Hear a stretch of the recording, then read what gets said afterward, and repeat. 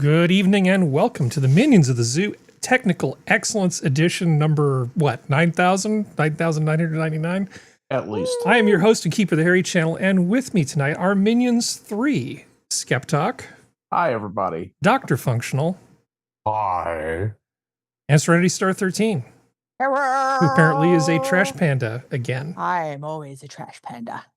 So, Serenity, Yes. how's it going? It's going good. We had storms roll through. It scared the shit out of the dog. He's fine. We didn't lose power except for maybe like 5 seconds. We didn't really have tornadoes. Everybody else got hit hard except for us.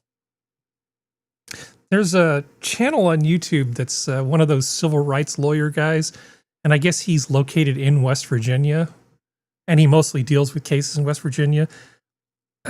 Even by his own admission, he says there's a shocking number of these bad cop videos coming from, like, your state. Is it, like, really a problem, or is him just focusing on it making it seem like it's a problem? It's just him focusing on it because, knock on wood, I never had an issue with the cops. And you don't know anybody who's had an issue with the cops where they shouldn't have? No. Okay. Now, if it was up north, it makes sense because that's where WVU is, and WVU is not exactly known for behaving itself. Mm. Which It's a hell of a party school, though, I'm going to tell you. Yes, it is. They like to burn their couches, whether they win or lose. That's just a waste of a perfectly good couch. What do you mean burn your couches? They're fraternity couches. They're not good couches. Those things have diseases that they release into the air after they get burned. So they're making the world a better place by lighting those on fire, basically. Or releasing diseases into the air, depending on how you look at it. No, it's a cleansing fire. Let's just go with that. But it's like I said, it depends on where he is. If you're down in Beckley's got problems, but that's nowhere near me. Mm. Huntington, Charleston aren't too bad.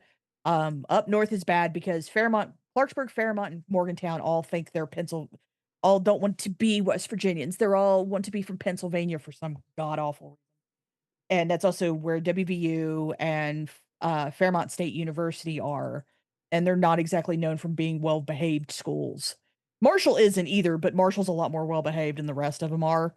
So I would have to know full context of the area of which he is speaking of before I entirely believe the bad cop thing. I was basically born old. Okay, like no that. Shit. Just I have a very old soul. I was raised by old people. It's just like old layered on top of old on top of old. So I never did the Greek life experience at university, nor did I even want to.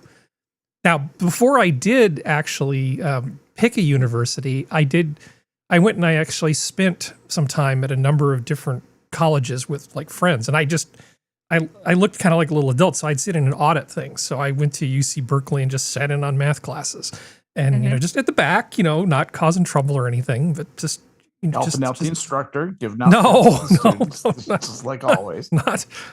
Let's give Bob Uecker. let's give year one UC Berkeley math a the respect it deserves. The whole point of the first year in the math program at UC Berkeley is to weed out the weak. Harry? Yeah? Is this me? I'm sorry, what? Functional? I think Functional's having problems. Hi, can you hear us? Yeah. Okay, I'll go back to Was that me? I don't know what you're referring to. What do you mean? We're not hearing anything, bud. Well, then why did you say my name? Because you said, "Is that me?" Yeah, sorry, that was the confusion. Yeah, I couldn't. Everything just sort of died. I guess my headset just reset or something. Okay. So, but the point being that I actually, before going to university, actually went to parties at UC Davis. Oh my God! As an underage 18-year-old Harry hanging out at UC Berkeley, looking like I'm old enough to be one of the adults, right? Or at least, you know, old enough to get along. I had a hell of a good time hanging out at UC Davis. I feel like I kind of got it out of my system. Went to some concerts, just had a good time, but no lighting of couches on fire. I've never wanted to just be blackout drunk over and over and over again. It just does not sound fun. I know I'm old, and I've never understood when you've have to cleaned up after so many frat boys and frat girls and sorority girls, you just don't care anymore. I'm like, what is the point? Yeah. So I've never cared.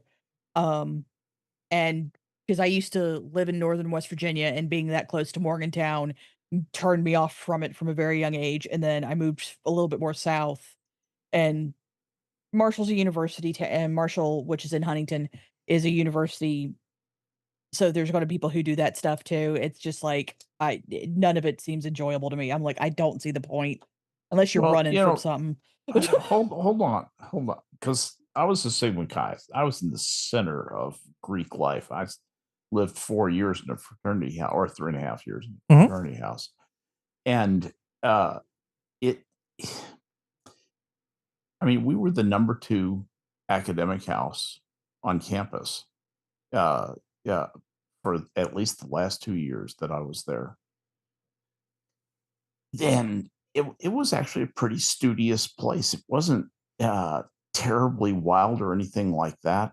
They would have exchanges with the Tridelts and the Alpha Phis, the sorority girls, and they'd come up from South Campus. We'd visit down South Campus. All the fraternities, all the boys were on North Campus, all the girls were on South Campus. And the I don't know how they expected to that to work, but at any rate, Okay. it can be a very constructive experience. Is what I'm saying. Having my Joe Biden moment. Sorry about that. No, I get what you're saying. Yeah, and I get that, but there is no Sigma Chi. At least I know for sure at Marshall. I'm not sure about Fairmont State or Morgantown, but well, there is at WVU. I've been to the house. Then they're one of the very few who behave themselves, because I have seen the aftermath. Well, I don't know if they're still there. Yeah, I'm saying that they were there in 1975. Yeah. Your mileage may vary. Yeah. It's also a very different time of it. Well, it's also like if they were there in 1975, unless they screwed up real bad, they're probably still there. I don't know. My house got thrown off of Northwestern's campus just last year, finally.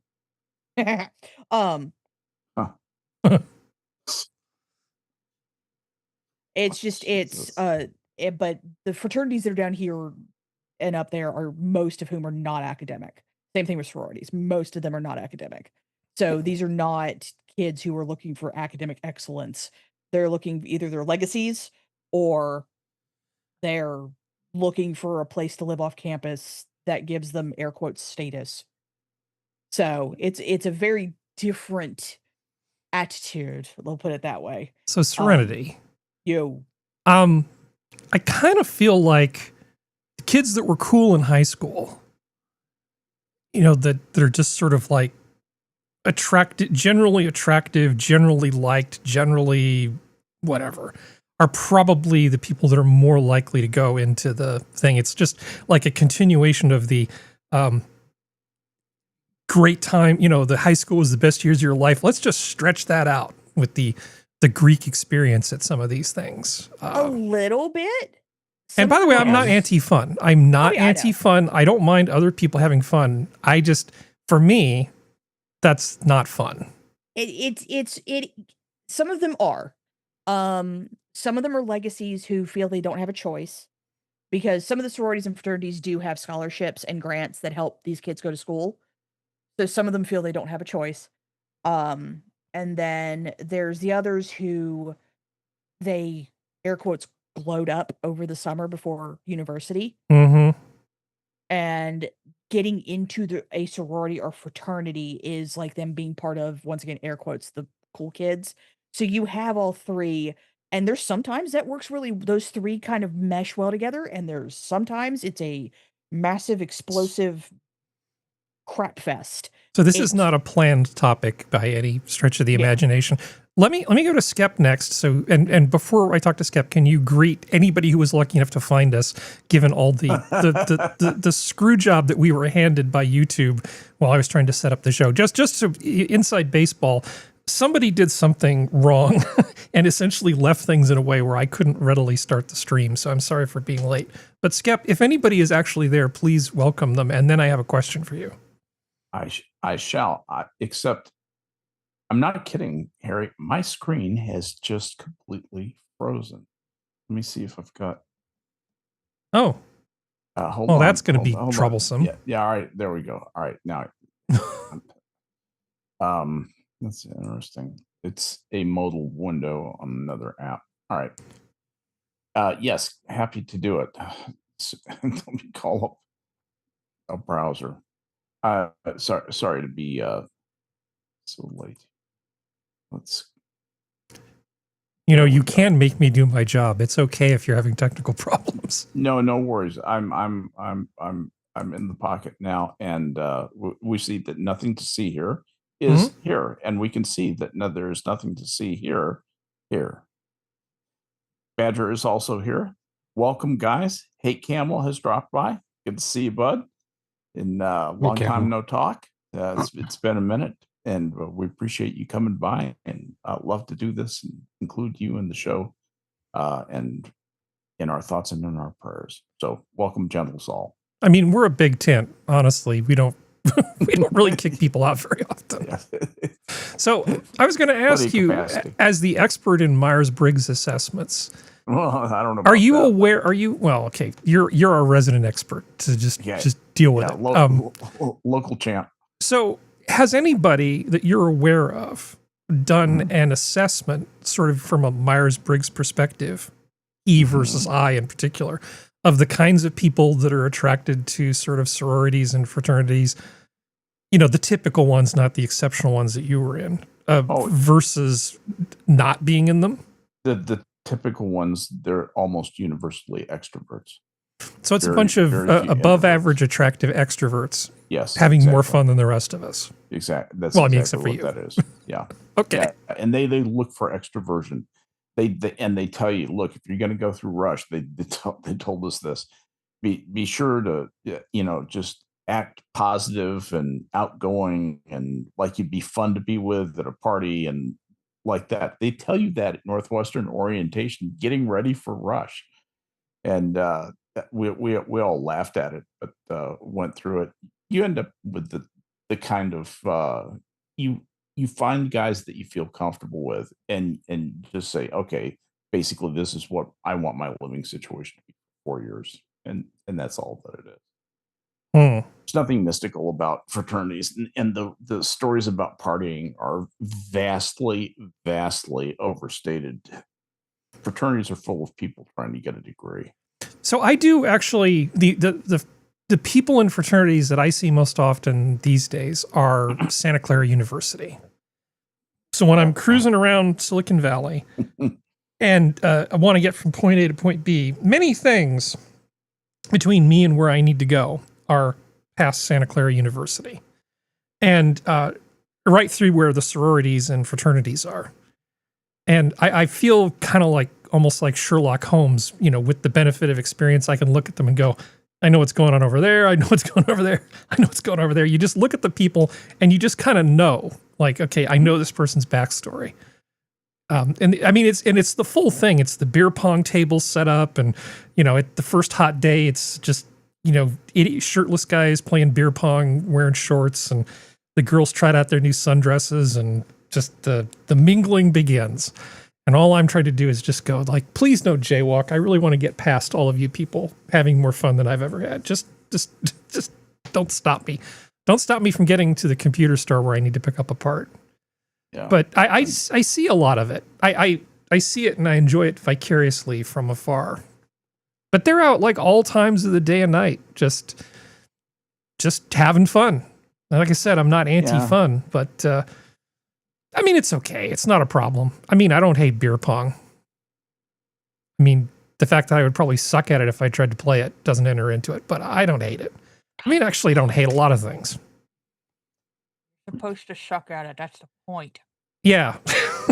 We just considered chugging beer to be the cutting edge of cutting edge. Hey, the trick to that kind of stuff is just finding cheap beer that's actually okay. Right. Exactly. You are exactly right. Because honestly, even Hamm's is better than Budweiser. Mickey's Big Mouth is better than Budweiser. Yeah. Yeah. Budweiser is a sour rice lager. Ugh. Australian beer is pretty decent. Some is. Foster's is overrated. Yeah. Foster's tastes like Bud to me. Tooth's KB Lager is a much better version of Foster's. course, I'm talking about something I haven't indulged in for 22 years. I don't think I've had a tooth was be about longer to in that amount of time too. I Yeah. was about to say. I why knew are he you was talking gonna to say Skep that. about beer. Well, no, I know he can think nostalgically about alcohol. I You're know. It's not, still it's is not even funny. nostalgic. You know, I have no desire to. you're so good Never- at being never know. sober. I am fully aware of what I'm doing. And I also Yeah, I know you're okay. really, really good at being sober. So it's Yeah, like just, I you know. just thought there was an irony to it. oh, there's definitely an irony you to just it. have to exercise at it every day. So, Yeah. yeah. Like everything, you have to just practice at it every single day. And every Like you do. time you exercise self-control, you get like a little rush. That's the thing Yeah, people you don't do. realize. You get Self-control is often its own reward. Splurge of oxytocin says things are okay. Yeah. Ah. Sure. Yeah. What do we say to the monkey on our back? Not today. Not today. Well, it's do we like do? Go back to sleep, asshole. there are things I Yeah, can't right. control, but I can control this. You know, that's What do we that's do the with the thing. stick? We take the stick and beat the monkey on our back. Get off me. That's right. Very good. All right. So, yeah, I mean, do you want to volunteer anything, Skep, before I move on to functional? Because I'm putting him last because I actually want to segue right into some entertainment topics. Just that this week I've had one grandchild graduate from pre-K, well, Shelley, Mm-hmm. and then Haley tonight graduated from high school. She's- Woo! So we Nice. have quite a range of grandchildren. Did they You're right. graduate earlier than they used to? Well, pre-K it's a cute thing. I saw the picture. I'm sure, Harry. Yeah. Uh, I kidded you about the lack of diversity in the class. I know. It was a very pale looking group of kids. It looks like 1955. It really Wow. does. Yeah. Racist. I have some school pictures from my dad and his school and his graduating stuff, and it's like you look at that and you just go, "Wow, that was amazing." I think he was like in Macon, Georgia, or one of those places. Some of these school pictures, but they look remarkably similar. It's like that kind of stuff. People being people, it doesn't really change. They don't really change that much. Nope. Little kids going to preschool and kindergarten. There's really not much of a delta from generation to generation. I mean, other than the fact that the clothes change. Clothes changed. They're a little healthier, a little better nutrition, a little safer. I don't think of myself as a rebel, but I went back and looked at my third grade school pictures, and I noticed I was wearing a Hawaiian shirt. And it's like, what are you doing, little third grade Harry, wearing a Hawaiian shirt? I mean, it That's wasn't what like a I'm really talking loud, about. nasty one. You're not Hawaiian. But ass. I'm looking back at this thing going, good job, little Harry. Good job. What did you You don't write fucking with surf. when you were in the third grade? What Sorry? did you write with, Harry? What did you write with? Did you write with a pen or a pencil? Yes. And probably. Actually, this is okay. Nobody's going to appreciate this but you, so you're going to get the short version. I would go to the Naval Postgraduate School, to the bookstore, and buy mechanical pencils. Or you would. Oh, okay. Okay, and I also took I know what like that an is. artist board and made it not an artist board by basically Yeah. staining it and then putting K&E graph paper and different things down on it, and then I laminated it, and I had dry erase markers that I could use on it. So I made like my little wooden board that I would use to work on stuff. Nerd. Oh God, That's- yes. That's really cool. Nerd. Shall we But move that was on? when though? you were in the third grade, right? Oh yeah. Okay. When I was in the third grade, you know what I wrote with?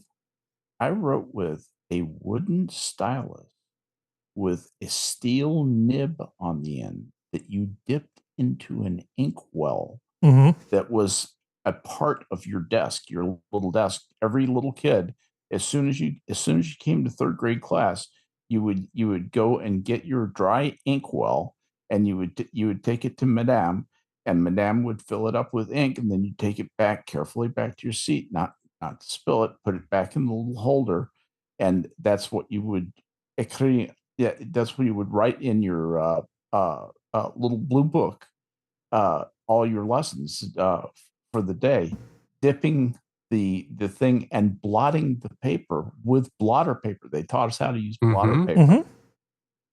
in I- third grade. Well, Is I that use a rock or fountain what? pen now. I given how clumsy I can be sometimes, I'm glad they did not give me an open container of ink. That would have gone poorly. This was you get so good at getting just the perfect amount of ink on the nib to make your letter. Oh no, I could do that. It's the not knocking over the ink because I'm thinking of something else later. That's the issue. No, these things were in a little recessed thing. It couldn't. If once you got it seated in there, you couldn't knock it over.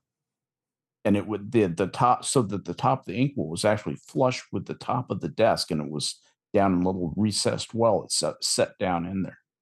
Yeah, Hate Camel's basically saying that, you know, you attended third grade in 17 Blinkety too. I was going to say that you had to pull a feather from your own chicken each day to get a fresh pen, but go ahead. That was 1959. Yeah, in Brussels, Belgium. Belgium, or actually Waterloo. Brussels. Go Functional. I was like, it's. Oh, well, I was just going to say to Skep, actually, when I started school as a very young child, we had those desks. We didn't use the inkwells. We weren't taught that until actually high school in art class because calligraphy and all that. But yeah, the desks were there and they were slowly phased out as I progressed through, you know, grade 1, 2, 3. I don't think we had inkwells, but what were you going to say, Serenity? Oh no, I was just like, I was like, Skep was in school in Belgium. Yeah, European. Yeah, maybe it's the not American thing. He had to etch them with a rock. He wrote a saber-tooth tiger to school. I etched them with hydrofluoric acid. See, there you go. Good job. There's the chemist flows coming better. out.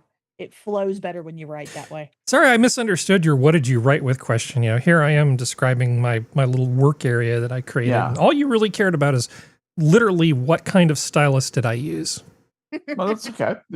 I just wanted to promote conversation. No, it's fine. Well, speaking of conversation, Functional. Who's that? Yeah, it's you. Well, I know I know you've had a shitty week, so I'm certainly not going to ask you how it's been. But is there anything you would like to talk about? Well, since I got my computer upgrades sorted, I'm going to be putting that together tomorrow, and hopefully I'll be able to get back into doing some more video game streaming and stuff, and should be fun. Because well, not because, but also, guess what I've been just sort of wasting time with, Harry? Anime? Fuck no. I was gonna say, he's never gonna do that. City Skylines. I know you're a fan. God, I love that. I love that game. It's very addictive. I reinstalled City Skylines 2 and just, you know, as I'm painting and working, I come back. Oh, look, I got some more money. I'm going to build up some more stuff. Oh, they need some more of this, do a little bit of that, and then go back to painting and, you know, just trying to lose myself in work and have that going at the same time. Because I've always found that, yeah, the game can be a little tedious, a little humdrum, a little boring if you're just sitting there looking at the screen waiting for things to happen. Well, you can accelerate the pace of time if you want. Yeah, I know. It's not advisable though. The game will punish you. Next, you set it up to max speed and you look away for 5 minutes. You come back, you go, wait, what? Godzilla attacked? Holy shit! You know those city builders. There's a thing about them that is not realistic, and it's probably not the thing that everybody else thinks is not realistic. The thing is, there's an assumption built into the game that stability isn't really possible. Okay, so you notice if you create a city and you go, well, it's got all the things it needs, even if it doesn't change things, it's almost like there's like a built-in kind of disequilibrium engine somewhere in there to force you to keep interacting with it. You can't just like lay out a city and have it just function and remain at a steady state. It will mess with you. The game messes with you to force you to engage with it in a certain way. And if you kind of squint, you can go, okay, you're not really being like reality now. You're being like something that's trying to force me to buy add-on DLC. Yeah, I guess. But I mean, the add-on DLC doesn't really do that. I mean, City Skylines is not as bad as some others, right? But a lot of these games, you go to play them, and I've played a lot of these sim games. I like some of these medieval ones or the survival ones or medieval survival. Manor Lords is fun. I like Manor Lords. Oh, I'm open to suggestions. So there's an indie game that I played a bunch of, and I have to go back and look at it. But so you know everything would seem to be fine, right? Your population's good, you got enough housing, everything's there, and that's like, okay, now we're going to turn on the plague thing. Okay, fine, right? So they just ratchet up the challenges, and that's not what I'm talking about. I'm talking about just the built-in assumption that like if your civilization isn't expanding, it's dying. It will just mess with you unless you agree with that. And it's like, no, we should I should be able to make a city with a few thousand people that more or less runs unless I decide to change something. And it just won't. Yeah. There's no way you can reach an equilibrium as far as I can tell. And I think it's by design. In Manor Lords, you kind of can if you keep it in, if you don't do, I don't think it's called Conquest mode. I can't remember what it's called. But if you just do the mode where you just build the city, you can just reach a point where you just stop. As in the city just stays as it is until you do something different. Yeah, of course, because if you're building, things like housing, there's only so much housing or people that can occupy that housing, so you don't really grow. You kind of stagnate unless you interact with it and go, hey, we're going to expand a little bit. It's just a thing. It annoys me because I feel like I'm being manipulated and it makes me angry. But on the whole, this is just a peeve. It isn't really a rant. It's a peeve. I think City Skylines is a hell of a lot of fun. So much fun. And I'll look up the name of the indie thing that I was playing earlier, which I actually weirdly enjoy. It's a much smaller sort of scale. Probably Foundation. No. You've talked about that before. No. I'll look it up. There's a new style. Serenity mentioned it. Against the Storm. I love which that was one. inspired by I believe Frostpunk was the first, or no, it was Banished. It was Banished, and then Frostpunk. Yeah, where it's basically, Harry, the sort of plague factor, the fuck you factor or fuck with you factor, is ratcheted up to like 11. And the whole point of the game is it's a survival game, but it's a city builder, so your survival is dependent on your city building and reactions to things as they're going on. And there are other games like Against the Storm where it even takes that and spins it on its head. And without getting into too much of the game, basically it's kind of like a post-apocalyptic world. So every like 7 years, the world kind of like resets. So you have to explore this infected kind of world and survive, and then retreat back to the main city and then do it all over again, explore a different region and interact with it that way. It's really kind of cool. Wait, what the fuck? Well, this is the topic I wanted to merge us onto. Yeah. Fans looking forward to Henry Cavill's live-action Voltron film just got some bad news. Now, the bad news is that Amazon Studios, instead of sending it to theaters, is going to send it directly to Amazon Prime. And I'm okay with that. First of all, I didn't know this was happening. That's why I was saying, what the fuck? I didn't know that this was happening. And so let's get I'll admit it. Let's get the WTF out of the way first, and then I want to get into the part of the article. I have a complete man crush on Cavill. You're not going to get in my way, Harry. And Voltron's awesome. Well, Henry Cavill is the kind of guy that's like, yeah, I would be okay with you dating my sister. And then you think about it, it's like, well, it's good that you're okay because I doubt you could stop your sister from dating Henry Cavill. Yeah, no kidding. It's like, of the things I have no control over, if my sister liked Henry Cavill, me trying to break them up, I don't think I have that kind of power. I don't think. Plus, the dude's the type of guy that I'd be like, okay, yeah, you're dating my sister, and what's your army list? Let's go play Warhammer. Anyway, so this is cool, I guess. Nostalgia box check, right? I love Voltron. I love the original Voltron, not that bullshit that came out. Yeah, the Weeby reimagining.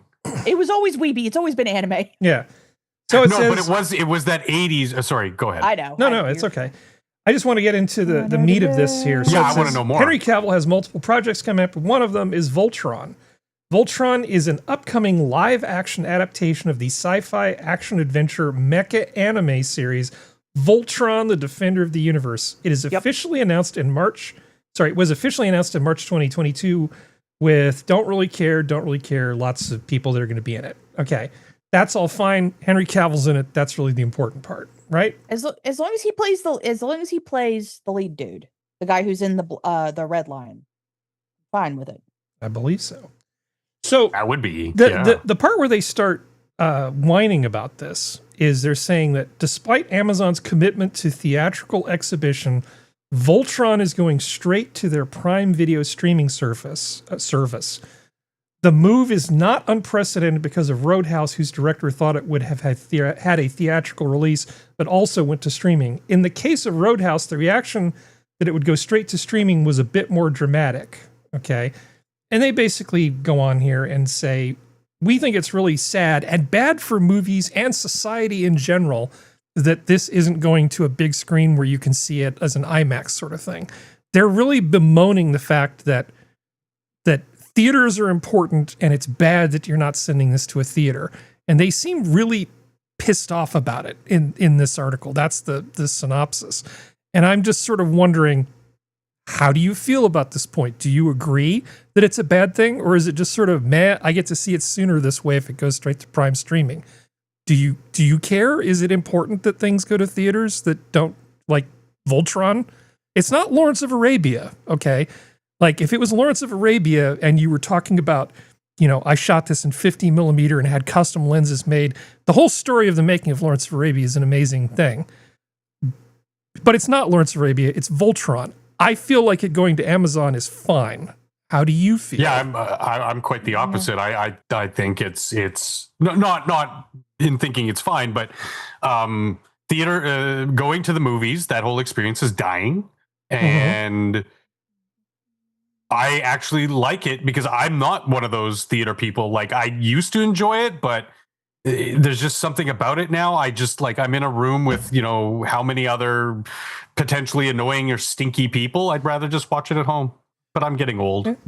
The news is disappointing because a theatrical release offers a wholly different experience than streaming. It does. Meh. It does, Yeah. but, Well, it's Voltron. The issue is that them trying to go for the theatrical release actually worries me more, because Voltron was a part of the story. Not saying it wasn't, but most of the story was Keith, Pidge, Lance, Hunk, Alora, and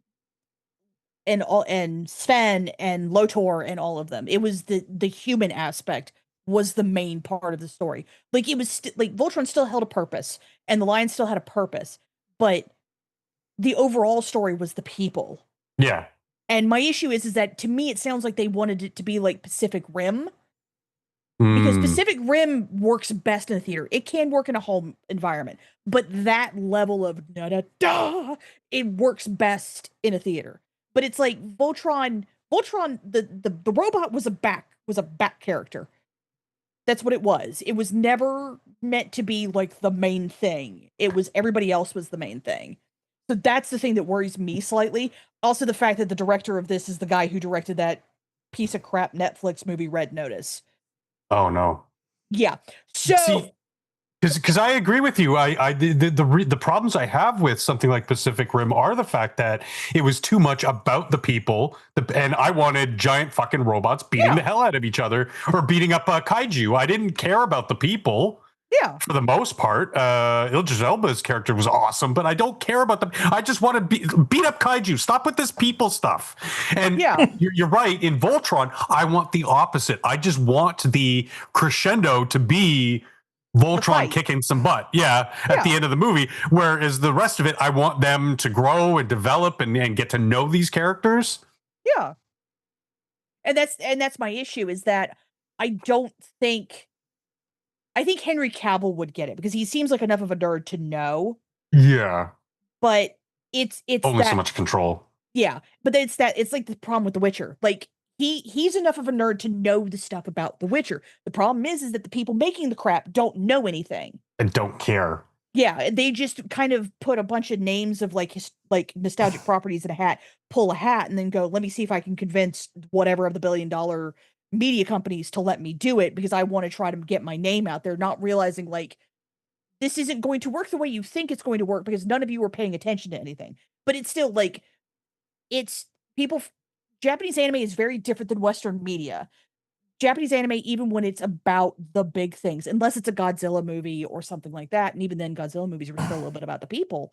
Like, the animes are about the people. They're not about the big. They're like, look at the success of the and it's very tangentially related, but the Korean stuff that's been coming out on Netflix and other streaming services is just been like anything, a lot of schlock, but there have been some really good pieces that come out there that you're kind of like, wait, what? Some of the stuff Like from Turkey's actually surprisingly Turkey's good too. really good. Turkey? Yeah. Turkey's got really good stuff. Huh. They have really good historical dramas out of Turkey. If you want just kind of pseudo soap opera cartel stuff, Mexico has a lot of really good shows about that kind of stuff that are really good. I'm very paranoid about the article that they're showing because that's from the bullshit reboot they did where they made Pidge a girl who somehow made it onto an all-male military base but never got a medical check to see that she was a girl. Yeah, so I'm like, please do the original stuff with Sven and stuff like that. I don't think Cavill would have signed on if it was the reboot stuff. Well, I mean, maybe. I don't know. It depends on how much the producers and the director lie to him, though. Well, we do True. need to keep this moving, so we need to wrap this. No, Keep it don't be sorry. I've got you rolling. talking. I'm doing my job. But there's a lot of stuff to do, and I want to get Skep back because I feel like he's kind of left out of this conversation. He's not nerd enough. The thing, okay, my little take here is if something starts out as a TV show, I don't really even perceive a problem with it continuing to be on the small screen. Agreed.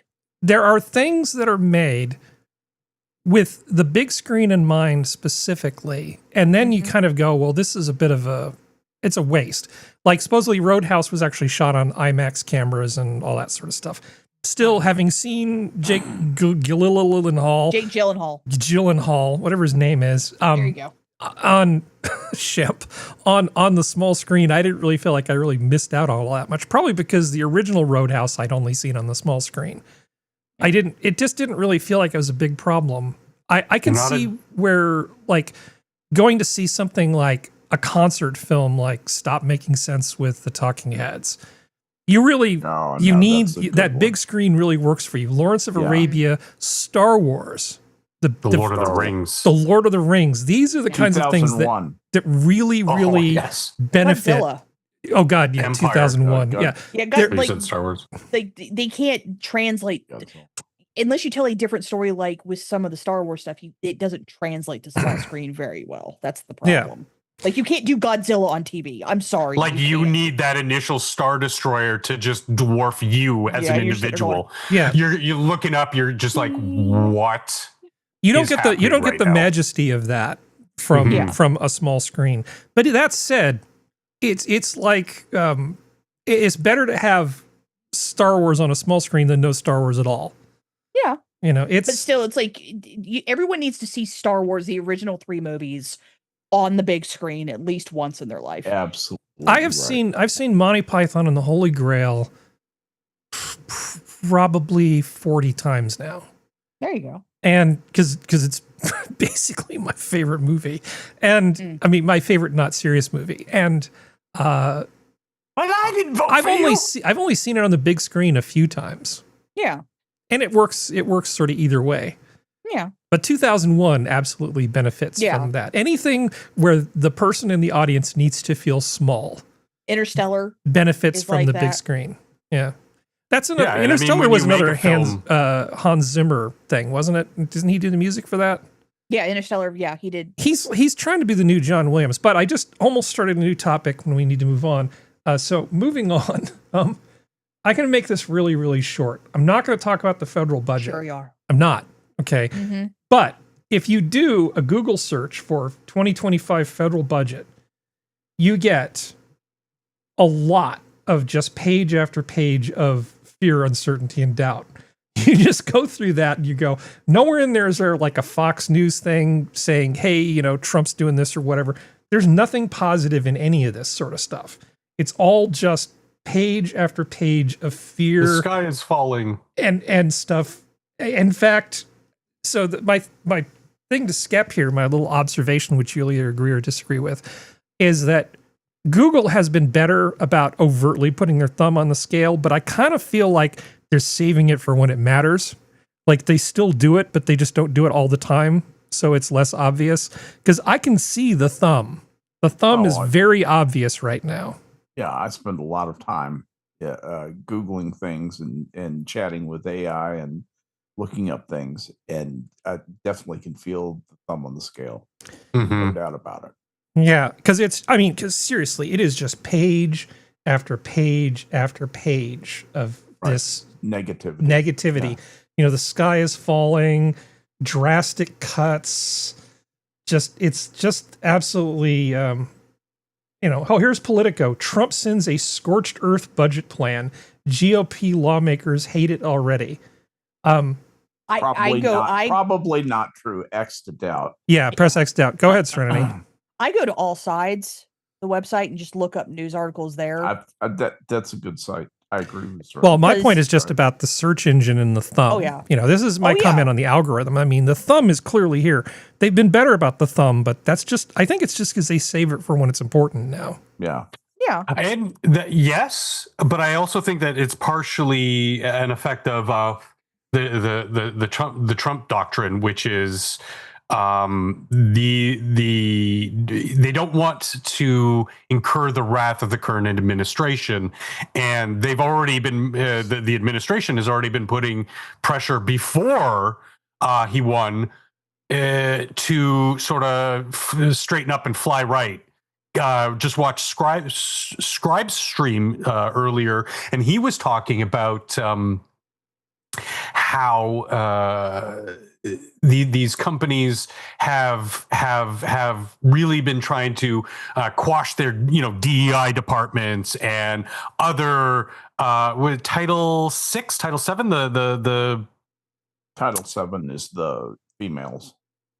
Okay, so it's Title 6 because they were doing racial-based hiring practices blatantly out in the open for anybody to see, and so they steered that ship right away from that iceberg at the 11th hour, and I think that's also a huge contributor as to why the thumb is still there, but they're kind of easing up on it. They don't want to incur the wrath, but because they're going to give you the sneaky thumb if they think they can get away with it. That's my thesis. I mean, I think that they at least need to appear to be less biased, right? Because like you're saying, exactly what you're saying, I'm agreeing with you. But I think they're just saving it for when it counts. Oops, my thumb slipped right onto the scale. Then there's the other story. I mean, I'm not going to spend a lot of time in politics land here today because there's actually lots of other cool stuff to talk about. But I thought this whole thing about the white South Africans, the 49 white South Africans coming to the U.S. as refugee status, Stephen Miller was basically talking about this. And the reporters are saying, well, is there any proof that these people have been oppressed? That they need refugee status? I'm like, did you do any research at all, or are you just that big a shill? It's obvious when you can see the leaders of these parties, these ruling parties, standing up saying absolutely terrible, terrible things, which I'm not going to repeat. Right. And you see the documentaries and the statistics about the violence and all the other stuff. It's obvious. And Stephen Miller said, yeah, it's obvious. It's obvious.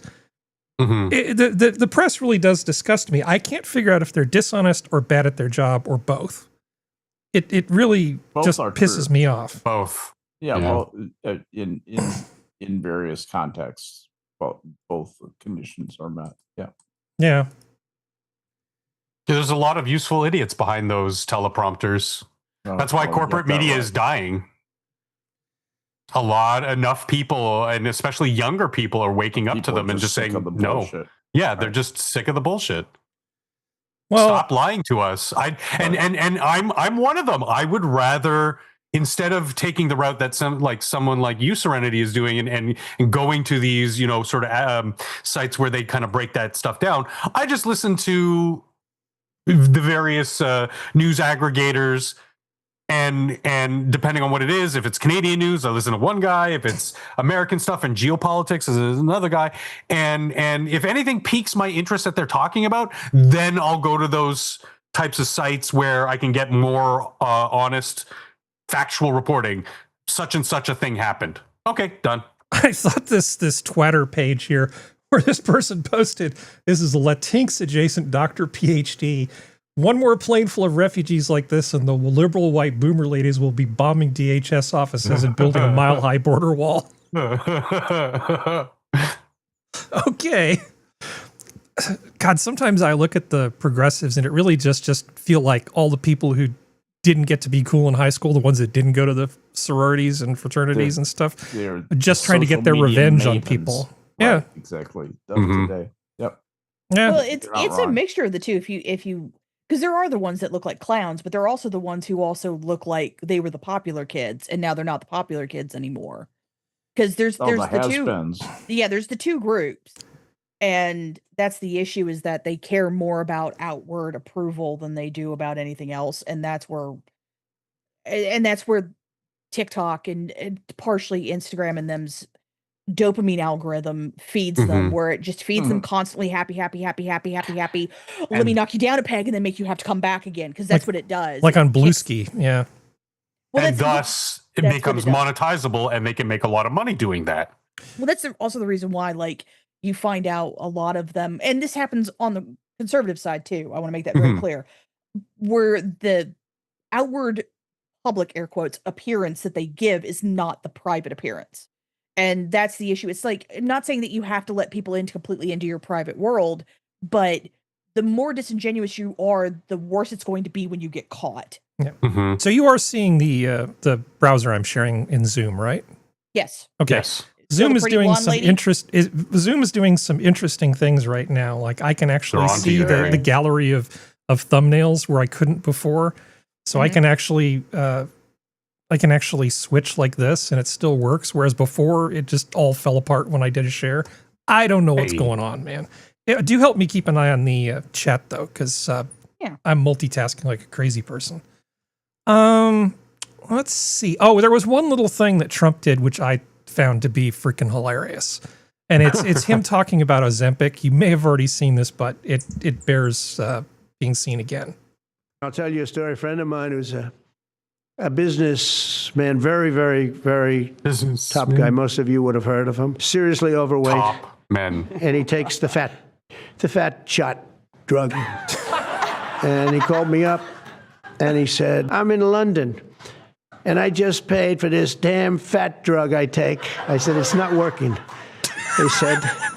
He said, I just paid $88. And in New York, I pay $1,300. What the hell is going on? Pritzker? Yeah, my friends, that is how you make something relatable. Yeah. I still remember. That was a master class right there. Well, remember when the copyright people, the music, I can't. What is the music copyright outfit? I used to know this, so I want to talk about like standards for Are you talking EQ, about like ASCAP or yeah, BMI? ASCAP and BMI and all those other idiots, right? And they were going to Congress and they were doing Senate testimony talking about how they really need to just crack down on those pirates. Crack down on those pirates. And piracy is bad. All of entertainment's going to collapse unless we do that. And Senator Ted Stevens, good old boy Ted Stevens, who's like farting dust. He's super old in the Senate at the time. He just said, wait a second, my granddaughter gave me this iPod thing here. And it's got all my music in it. And he just started talking about it. He took something that should be like a really complicated issue, right? And just related to, I'm an old guy. My granddaughter just gave me this iPod. Why are you trying to ruin something that I like? It's just like, and here's a guy going, he's in London. Why does it cost $88? And of course he introduces it with a layer of humor, and obviously Trump is playing it just right. He's going, he's a friend of mine. He's got flaws, but he's still my friend. I still care about him, but I give him a hard time because that's what men do. I mean, Trump played this absolutely perfectly as political theater. It's great. But the thing is, I think he's just doing really good at that. I think this is just the way he is. Yeah, I think you're seeing genuine Trump. Here's the problem with Trump. While all this great showboating is going on, all these, very visible achievements are being racked up, our debt is still steaming out of control, and we have a big government Republican in the White House, and that's a problem. And he is a big government Republican. He will say he's not, but he is. That is absolutely true. And I'm going to intentionally not rise to the bait that you just dangled in front of me, if that's okay. Right. So, but I think that, the dangerous game with the tariffs, right? Because it could easily become very inflationary, and he needs to control inflation for a whole variety of reasons. Because if you're going to keep borrowing money, let's keep the interest rates low, among other things. But it's a campaign promise. If they want to have any chance in the midterms, inflation needs to be controlled. But they're monkeying with the tariffs. But one of the knobs that you can do is try to get a handle on a lot of the medical costs, because it's a sixth of the economy. Right. Oh, so anything he does here on if you aggregate, can retard growth and costs in medical, that will hugely benefit the inflation situation. Are you kidding? So I think that honestly, if he can fix in any way or make a meaningful improvement in the medical cost situation, you're absolutely right. As the short-term thing to do, that's an even higher priority than fixing the deficit. How can he do that? What does he have to do to make a significant improvement? I don't know. What problem? Well, he's got Dr. Oz up there, so we're on the right track. Yeah. Now, I don't know, but I think starting with the drug pricing is an interesting place to start. Setting aside all the issues of what authority should the government have in this, but they are, in many cases, a single payer for a large number of Americans. So even without doing anything legislative, they do have the capacity to make some change. Tell the companies what they can charge for their product. Yeah. No, totally not a big government. No, but you don't want to do that. No, definitely don't want to do that. But I think it's a multi-pronged attack, so to speak, because they're also trying to do this MAHA thing. I don't know how successful it is. I haven't been looking into it that much. I hear things on the fringes. But if you can get rid of some of the health problems and some of the bad impacts on health that sort of interfere with, not break, but interfere with this cycle of make people unhealthy to get them on to put them on treatments and drugs instead of curing disease, and kind of take a little pokes on that end while other things are happening, I think you might have something there.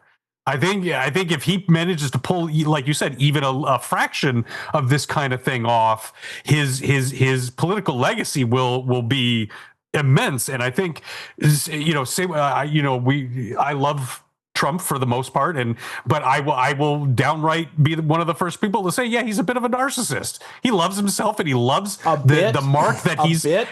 I'm being a bit. That's called understatement. He loves to leave his mark, and if it's a bad mark, he's a little like he'll wink and nod, but if it's a good mark, he'll never shut up about it, and he'll make sure that if he cures a thing, there'll be a giant statue of him, in North Carolina or something, like giant 200-foot gold statue saying, "I fixed the medical bills," kind of thing. We love Trump for his humility.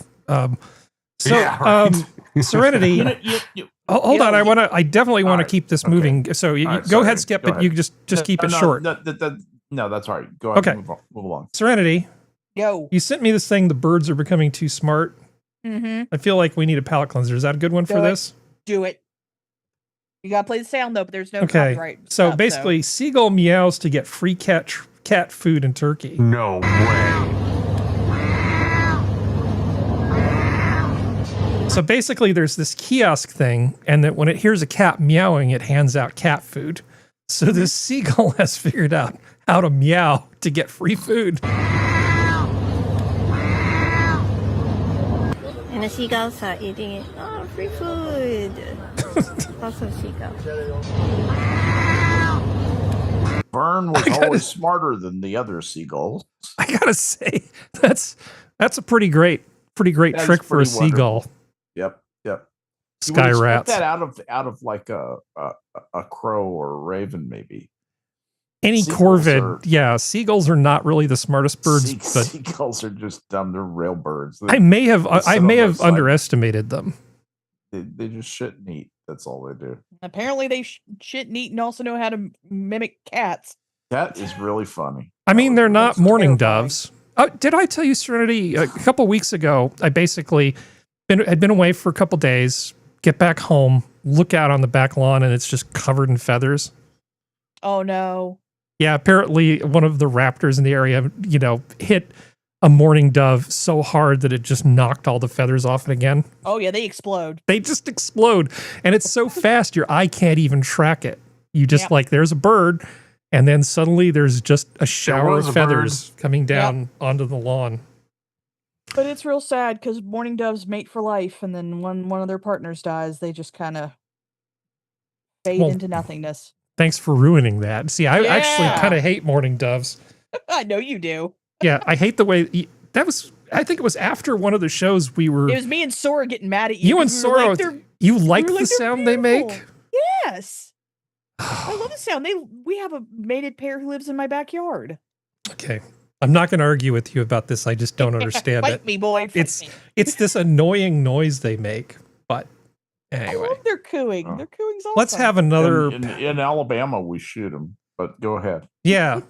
Well, I thought in Alabama you were just taking little fur jackets off of squirrels and making them into dumplings, squirrel dumplings. Yeah. Have you ever had squirrel dumpling? I have had squirrel back meat, but it was fried. That's the only way I've had squirrel. I've heard it's okay. It's really kind of tasteless.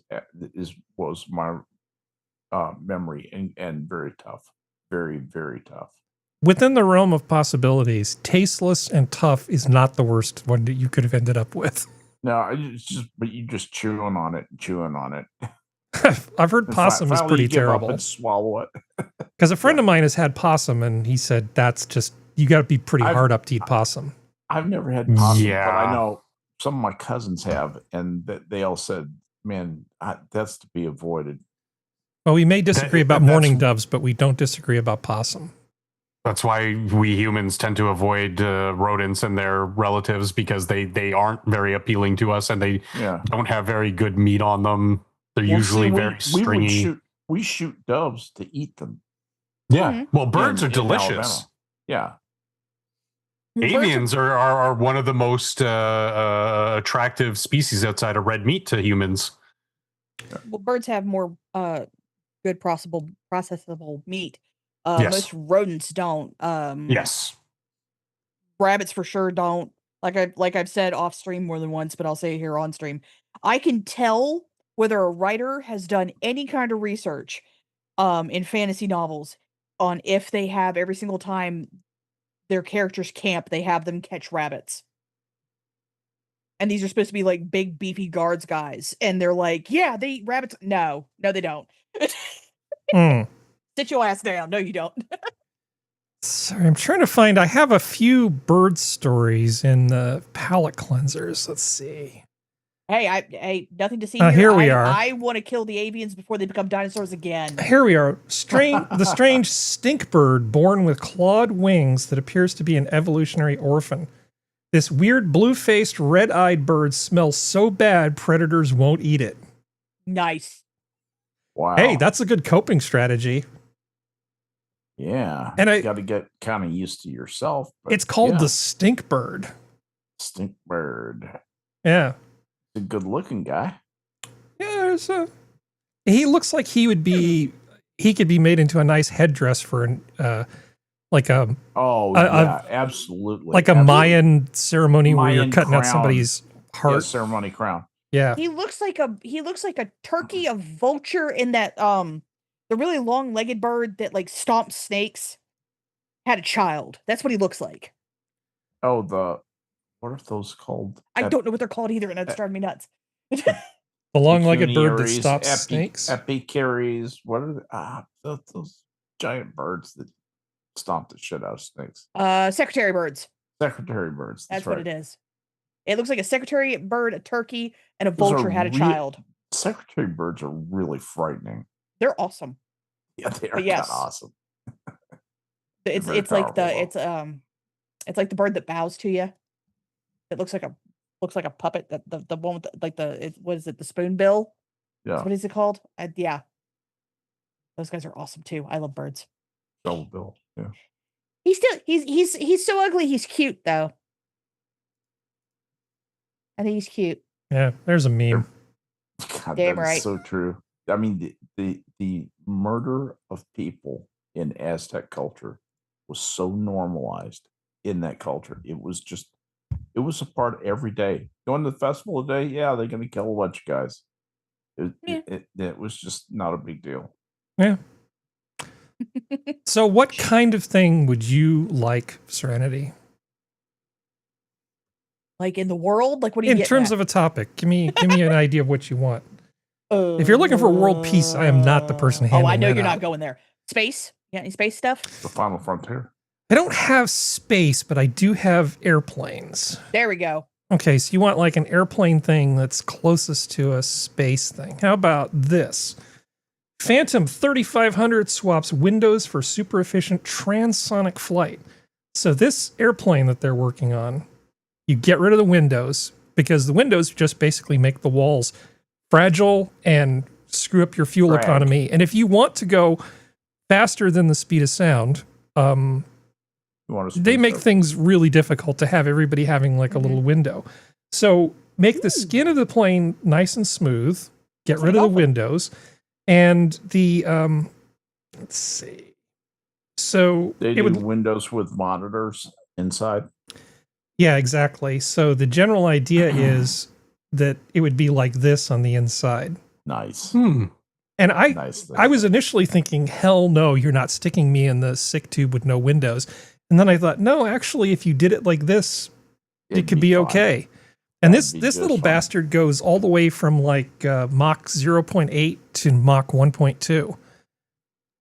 And just getting it over, being able to fly on a plane like that at over the speed of sound, that's pretty great. Because normal turbofan engines are only on like big airliners. Is this a prototype or is this in production? It's not in production yet. This is definitely a prototype. But it has flown. It has. I don't think it's flown. Okay, so. Well, you can see the guy with the model behind it. It looks like they're definitely wind tunnel testing and doing all that. And you know how this is. You need to get people to buy into it so they give you money so you can finish the damn thing. It's not obviously going to be cheap to put this thing together. Ooh, the aircraft aims to cut drag by 35% and reduce fuel consumption by 50%. Yeah. Damn. So if they can actually pull this off, it work. Because Skep, I've actually heard Airbus engineers saying, well, what we need to do is get rid of all the windows, make it double decker, put people in at a 45-degree angle, basically give them the Amistad level of accommodation in economy. Right. Just really just screw people over. But I do have a question for the aviation people. Okay. Like, is how they have the wings undermounted the way it is, could that cause... Because it looks like the wings are more undermounted than they normally are on a plane. Could that cause problems, or is that a good thing structurally? Because it looks like they have a little bump where the wings go. So normally, if you look at a lot of aircraft, there's a whole bunch of stuff that happens between the wings as it goes through the cabin. In this particular case, they're trying to get the wings out of the way so that they don't have to have a constriction in the cabin where the wings would normally go. Putting them down low doesn't cause an aerodynamic problem. Okay. And it solves a lot of issues with trying to maximize the volume inside the cabin. Okay. Do we have a view of the cockpit? No. On the Auto Aviation website, Harry, they've got a video. I have it muted. But they're showing a bunch of stuff. There, that video. We did something that no one else could do before. We're bringing a breakthrough to. All right, I'm going to turn the sound down a little bit here. But it looks. It's nice to be on the leading edge of something that could really change. Let's see. So, wind tunnel, because who doesn't love a wind tunnel? They've shown the test plane that they've done. Laminar flow is our holy grail of airflow, right? And of course, you have to. You start with smaller models and actually fly them unmanned. Well, that's the safest way to test them.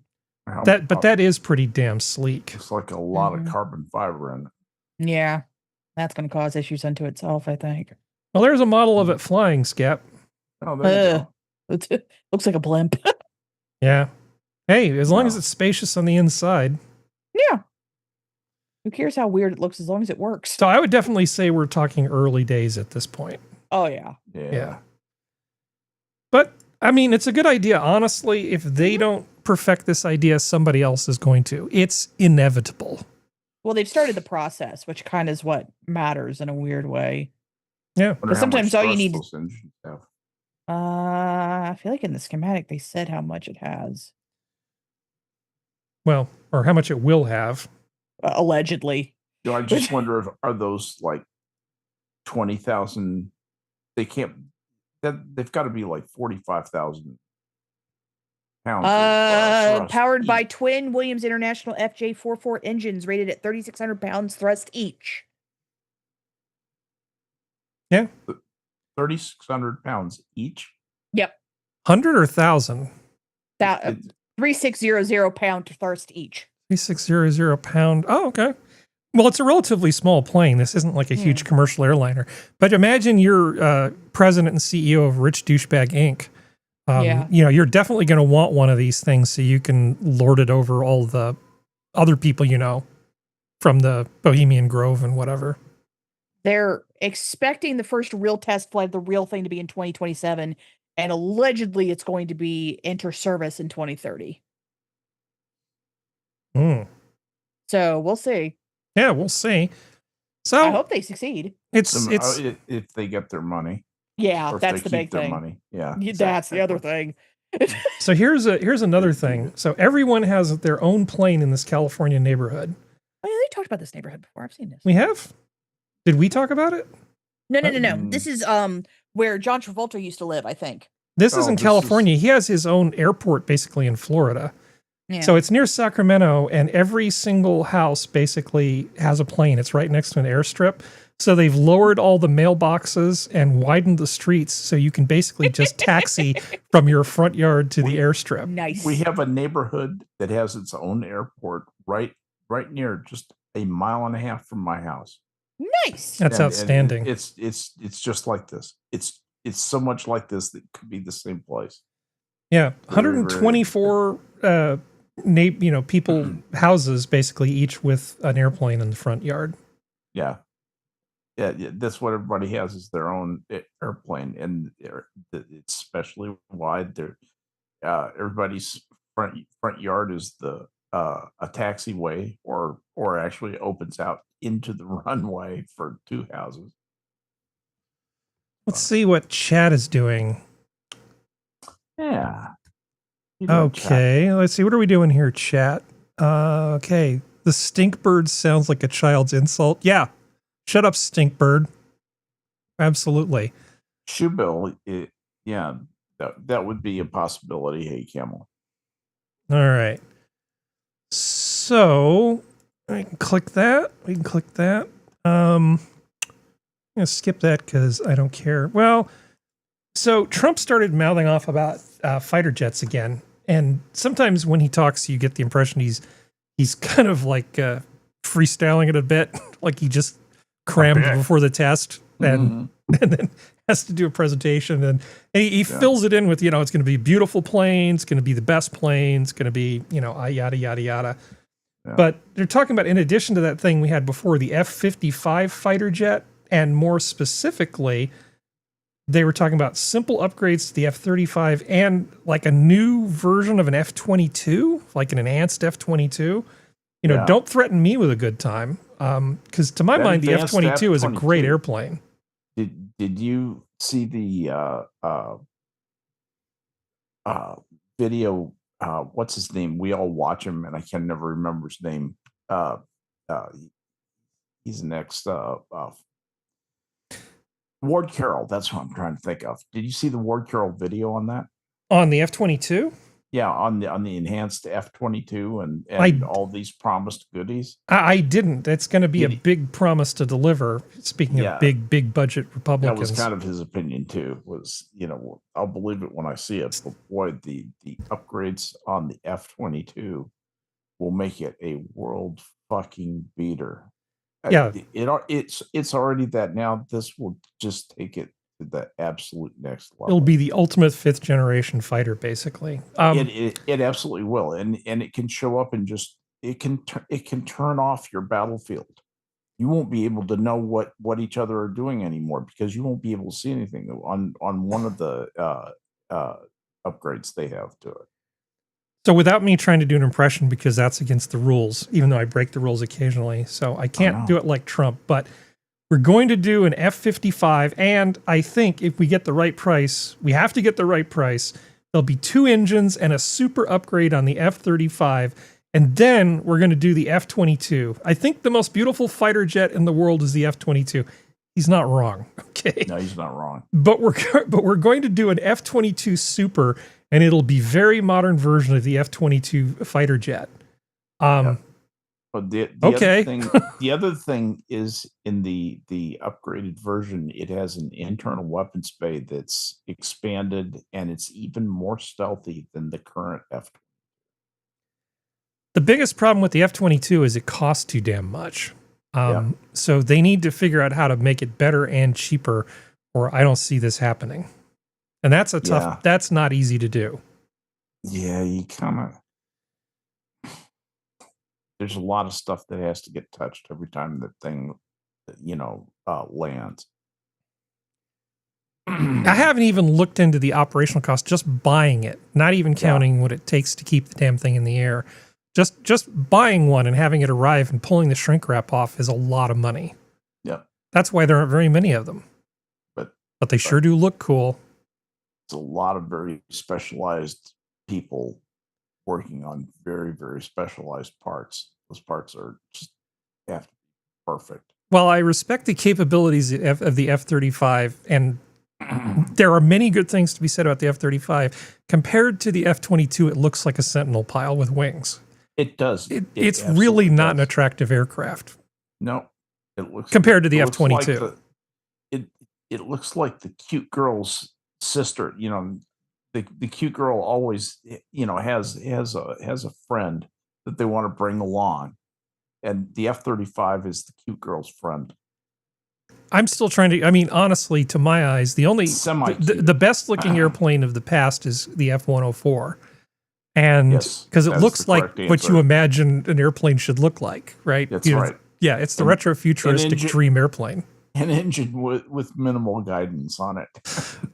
And the only airplane that I ever really get I'm really sweet on is obviously the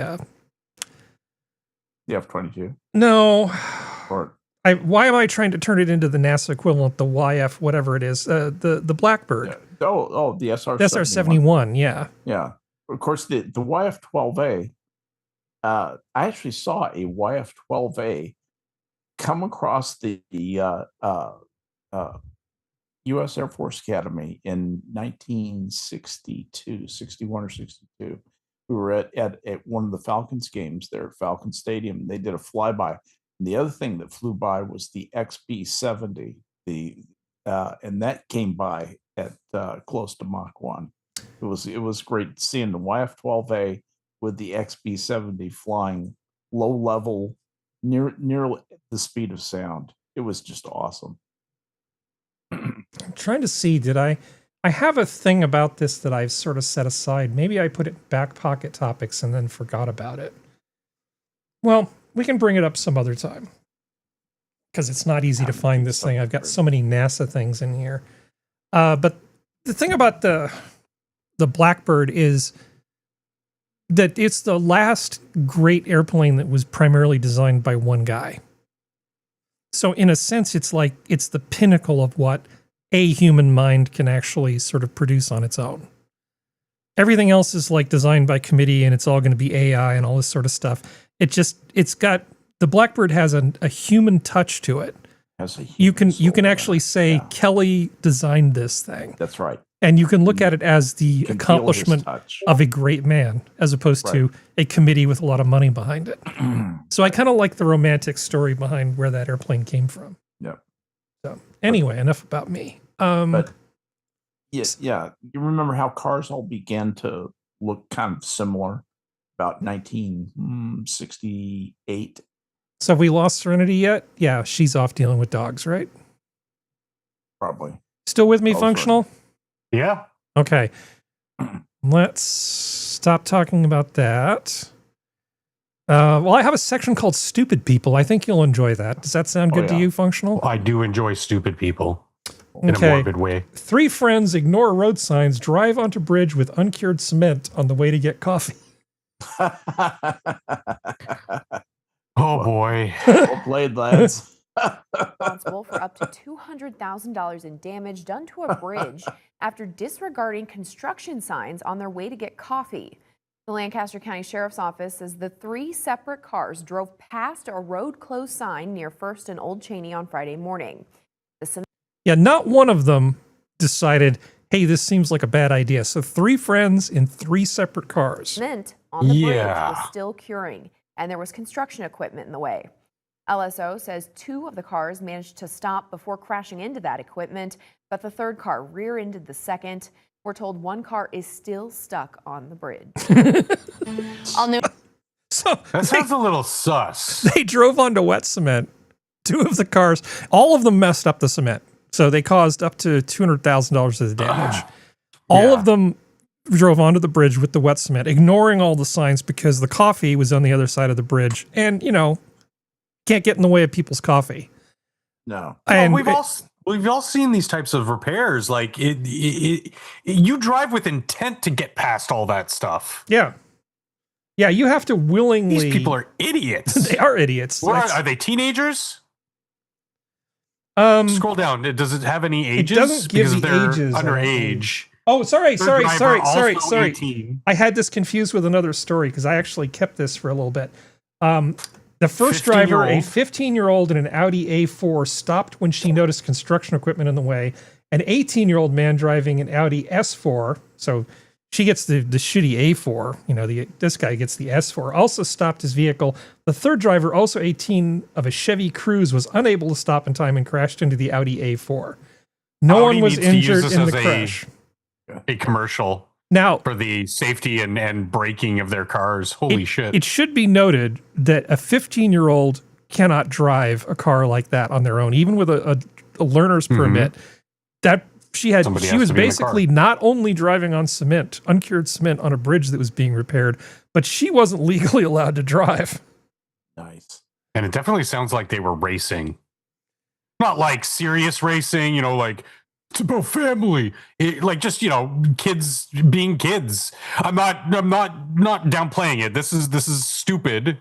But it sounds like, you know, when my friends and I were about that age, we'd get our cars, our parents' cars, whatever, and we'd drive around at stupid speeds. And they came across this, you know, under repair bridge, and they just slammed right into it. What a bunch of fuckheads. Well, I told you about my friend when I was in high school and how he wrecked his parents' car when they were away. Did I tell you this story?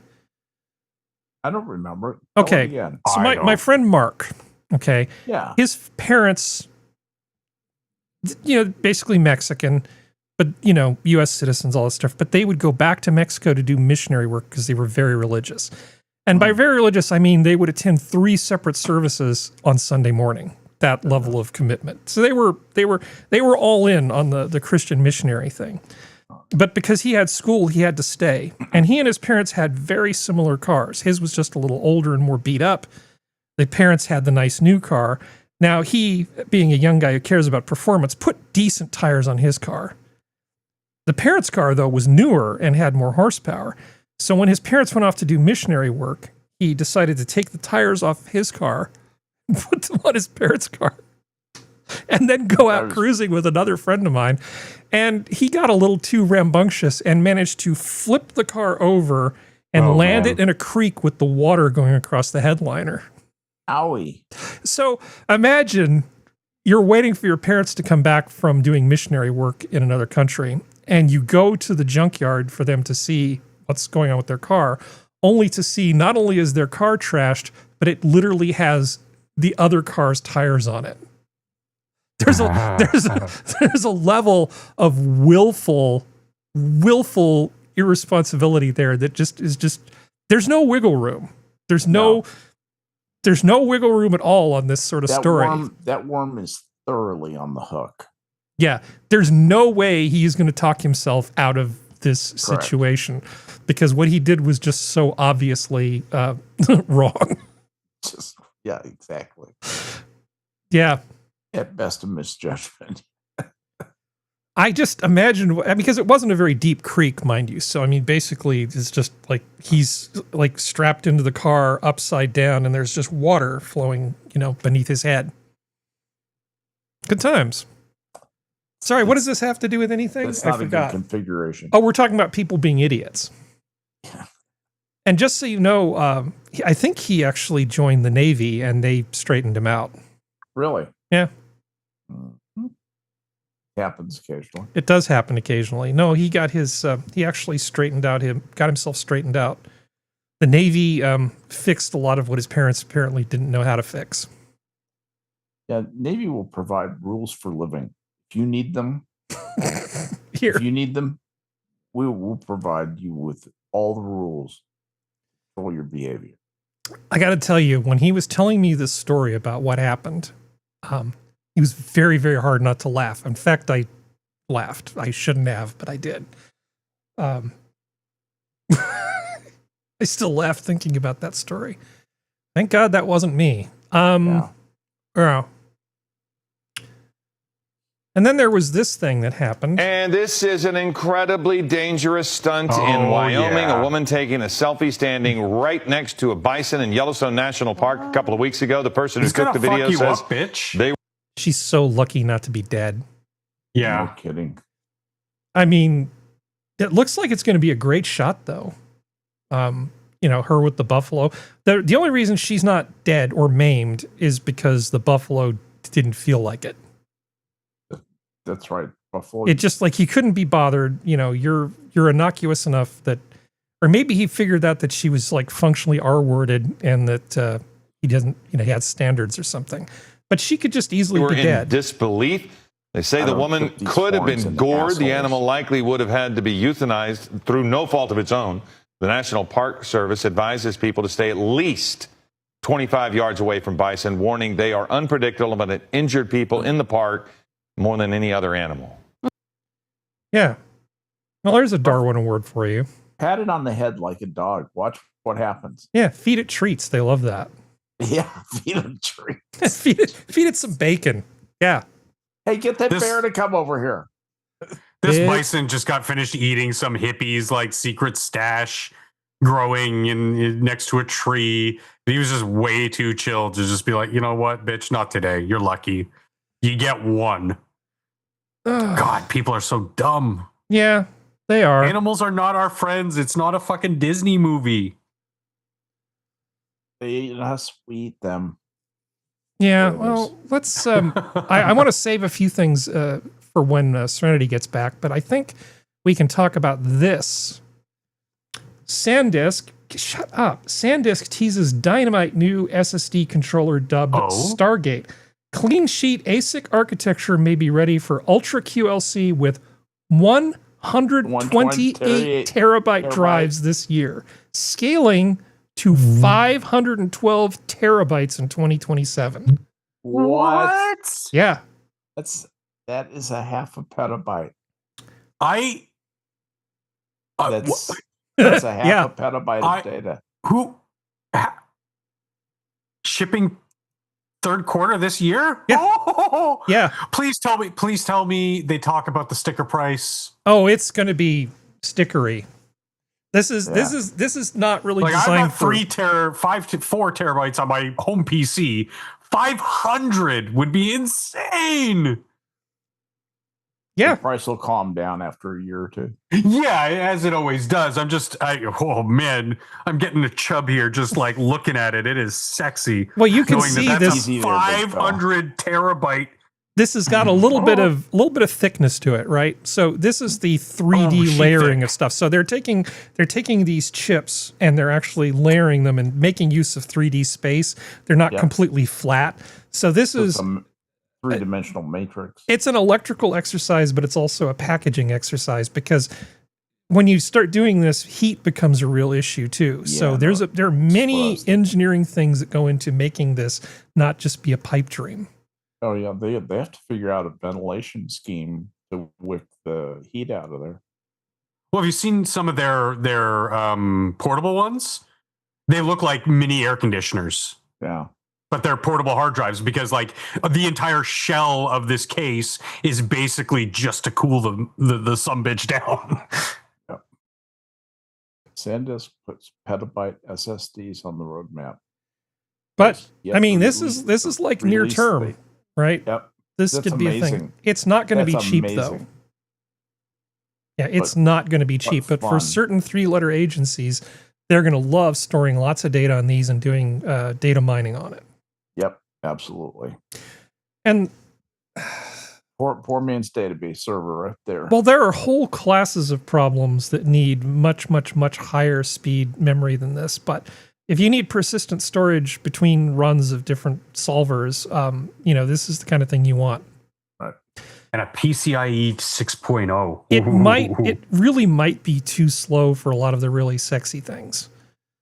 Like, it's, I don't know. I think NVMe is still going to be way, way faster. But you want tiered storage, right? This becomes your long-term data store. This is your slow disk, basically. Right. Yeah. And then for the stuff that really matters, you just have an array of like PCI 5 NVMe drives. Yeah. But yeah, there's a bunch of information that's not here, like reliability, how the error control works, what's the performance going to look like, what's the price. Just don't know. Likely mean a 32 channel would be required on the 512 terabyte drive coming 2027. Meanwhile, current SSD clients typically only offer up to 8 channels. Yep. It's one way to do it. Man, this... Yeah, looking pretty cool. Something to look forward to. I thought that you guys would like that. Okay, somebody give me a heads up when Serenity gets back. Terabyte. Half a petabyte. Let's see. So SanDisk. Let's talk about this also from Ars Technica. Serenity would enjoy this, but she's not here. VPN firm says it didn't know customers had lifetime subscriptions, cancels them.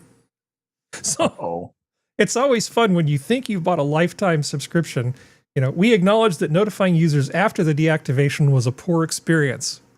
You think? Yeah. What did they do about it? Well, I'm not sure there's really much you can do about it. The new owners of VPN provider VPN Secure have drawn ire after canceling lifetime subscriptions. The owners told customers that they didn't know about the lifetime subscriptions when they bought VPN Secure, and they cannot honor the purchases. We'll see about that. In March, complaints started appearing online after lifetime subscriptions to VPN Secure are no longer working.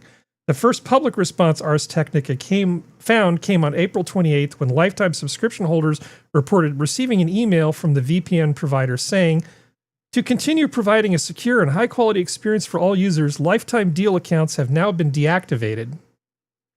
Cool. Why? Well, because they can't continue to provide something unless more money, please. And they're saying the previous owner did not disclose that thousands of lifetime deals had been sold through platforms like Stack Social. We discovered this only months later when a large portion of our resources were strained by these long-term LTD accounts and high support volume from users who, through part of the database, provided no sustaining income to help us improve and maintain the service. Essentially, whose fault is that, asshole? Yeah, that's a good question, isn't it? Jesus. I bet I spent a long time in the software business and software services and workflow business. Fuck you, man. You did not do your due diligence. You did not, and it sucks to be you, basically, because you are on the hook for the obligations of the company that you bought, unless the agreement has a little weasel clause in there that gets you out of it. Yeah, or if it's imperfect, if those sales were not in fact authorized and sanctioned. Yep. So it says VPN Secure is offering affected users discounted new subscriptions for either $1.87 per month instead of $9.95. $19 for a year instead of $79.92, or $55 for 3 years instead of $107.64. The deals, which really should be in quotes, are available until May 31st per the email. Deals. This week, users reported receiving a follow-up email from VPN Secure providing more details about why they made its bold and sudden move. Screenshots of the mail shared on Reddit a lot of work there. say that the acquisition by Infiniquant Ltd., which is a different company than Infiniquant Capital Ltd., and Infiniquant Capital rep told ours via email, was an asset-only deal. No, that's so not how this works. Companies sell their assets and their obligations, right, Skep? Yes, exactly. Everybody look at this company. Look at how they treat their beloved customer base. Look at how they treat them. So look at how they do their work. Look at how they prepare. Look at how they did their due diligence. They failed at everything. This company is not going to do well. Yeah. Unless they get a handle on some of these management problems. Well, it's not like there aren't other VPNs out there. And if you're going to pay, you could just go to another VPN, right? Yes. So it says a VPN Secure representative claimed on the reviews site Trustpilot that the current owners did not gain access to the customer database until months after the acquisition. Well, again, sucks to be you. Yeah, exactly. That's the kind of shit you insist on before you make the deal. Now, if the people who sold it to them hid the information in any way, that's one thing. That is a different story, but it still doesn't let them off the hook. But they could. What it does is it makes them able to possibly recover from the people who lied to them. Yeah, the damages they now have to pay, or liabilities that they now have to pay, or name some number to be made whole by going forward. Yeah, what's the value of lifetime VPN service anyway? What's the monetary value of it? What does lifetime mean? What does lifetime mean? Yeah, till the heat death of the universe. Lifetime of how long does somebody's account last? It's interesting. I've been thinking about getting a new motorcycle, and when you look through like how long these things are going to last, right? All these sort of discussions will like, how long is this thing supposed to last?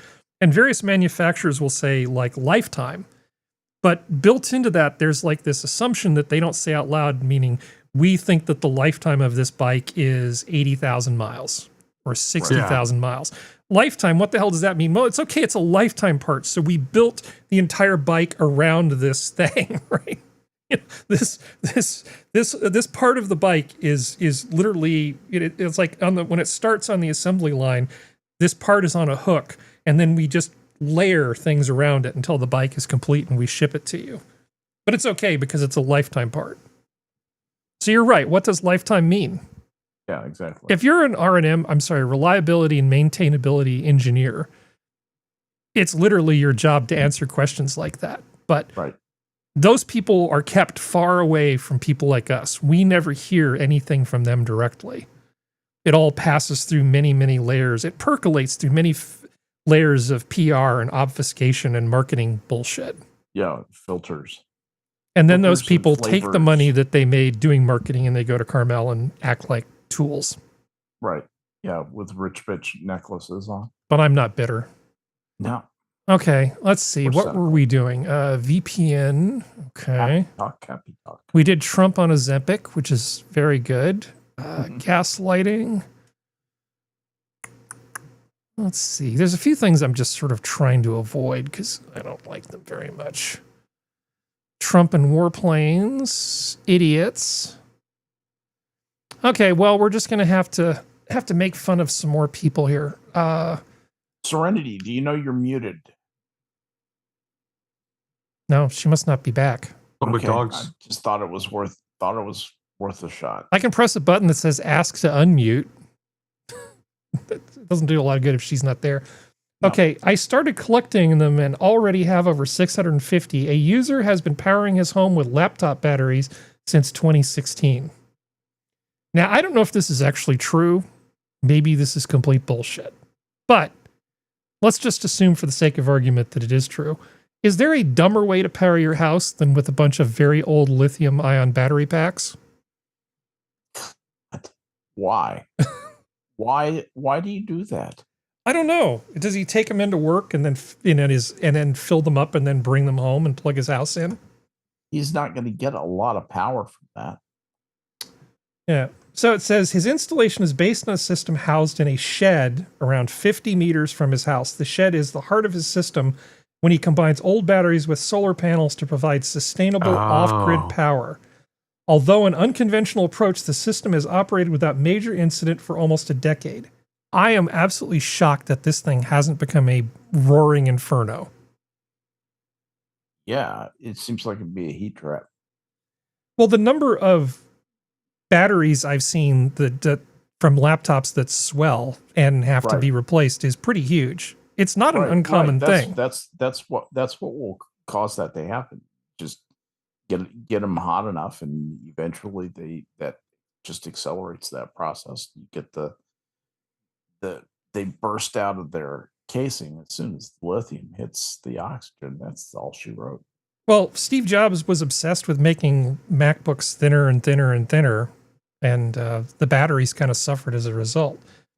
I haven't seen too many Dells have this problem, but I've seen just about every major laptop fail with battery problems at one time or another. This seems like a really, really terrible idea. I mean, the whole idea of having solar panels and putting power in batteries, I can't complain about that. But he really needs like big banks of lithium iron phosphate batteries that are like the size of car batteries.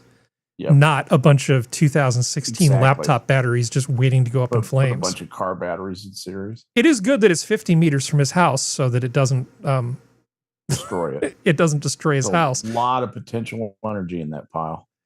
Yep. A lot of potential energy right there. It's like stacking a bunch of gasoline next to your kerosene heater. It's just, this is really not a good idea. Nope. Okay, so that's a bad idea. Let's see if we can find more bad ideas. Wouldn't sequencing the batteries kind of like reduce risk? Like maybe he found a way to see. I don't know.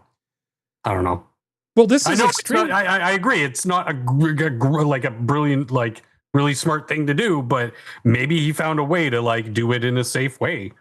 Safer way. If the batteries he's using had 18650 cells in them, which are sort of standardized, and he cannibalized them, pulled the 18650s out, put them into new assemblies with charge controllers that were designed for those batteries, I'd say, okay, sure. Yeah, why that's not? the thing. I don't think that picture is representative of a shed. No. I don't think so either. I mean, and I'm not even sure this is really a real article, but taking it at face value, I definitely know people who would do something like this if they could get away with it. I know people who would actually do this. And I know people who've tried being cheap on things like this and have ended up in trauma centers. No kidding. No, not an exaggeration. I know one person who decided they weren't going to pay PG&E. And so they just said, screw PG&E. I'm just going to get a generator from like the dump and fix it up and then run an extension cord through my window because I'm not paying PG&E. That's a good idea. What could possibly go wrong? Well, it wouldn't start. So they started like doing the thing with the ether where you pour it into the thing, but they'd remove the air filter and it like spit. Get that air filter off of there. It just spit burning stuff up in his face. Oh, okay. Yeah. So that's how you end up in a level 1 trauma center. God. Yeah. But that's okay, because, I understand not wanting to pay the power company. I totally do. Yeah, I do. You know what else is okay? What? Serenity's back. Yeah, hey. Yeah. Serenity. Hey, Serenity. Remember Solar Freaking Roadways? Yeah. Okay, I give you Solar Freaking Railways. Switzerland turns train tracks into solar power plants. That I can see making a little more sense. I still don't think it's going to work, but it makes a little bit more sense. It makes a little more sense in that you're not driving on them, but the angle is still terrible. And so it'd be way better just point it up at the sky. They need to point at the sun. What they need to do is put these like next to the train, like on a pole that points at the sun, or better yet, even has active tracking on it. It literally will pay for itself over time. You're going to get a tiny fraction of the capacity out of these, but at least they're not driving on them. Yeah. Yeah, I guess, yeah. But solar freaking roadways, baby. But so solar freaking railways. Man, I love it. Yep. Some people, I swear. This seems like a terrible idea. Yeah. Take all these solar panels, put them somewhere else at a more appropriate angle. And I don't know why they don't just put them on top of like the train stations.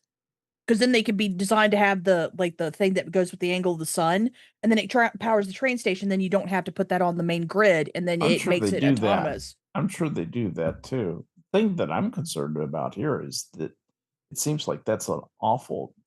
There's a lot of violence when a train goes down the track. Oh yeah, it looks smooth to us because we're far away from it. When you get up close, personal, and see those big trains move around, you realize how violent that is.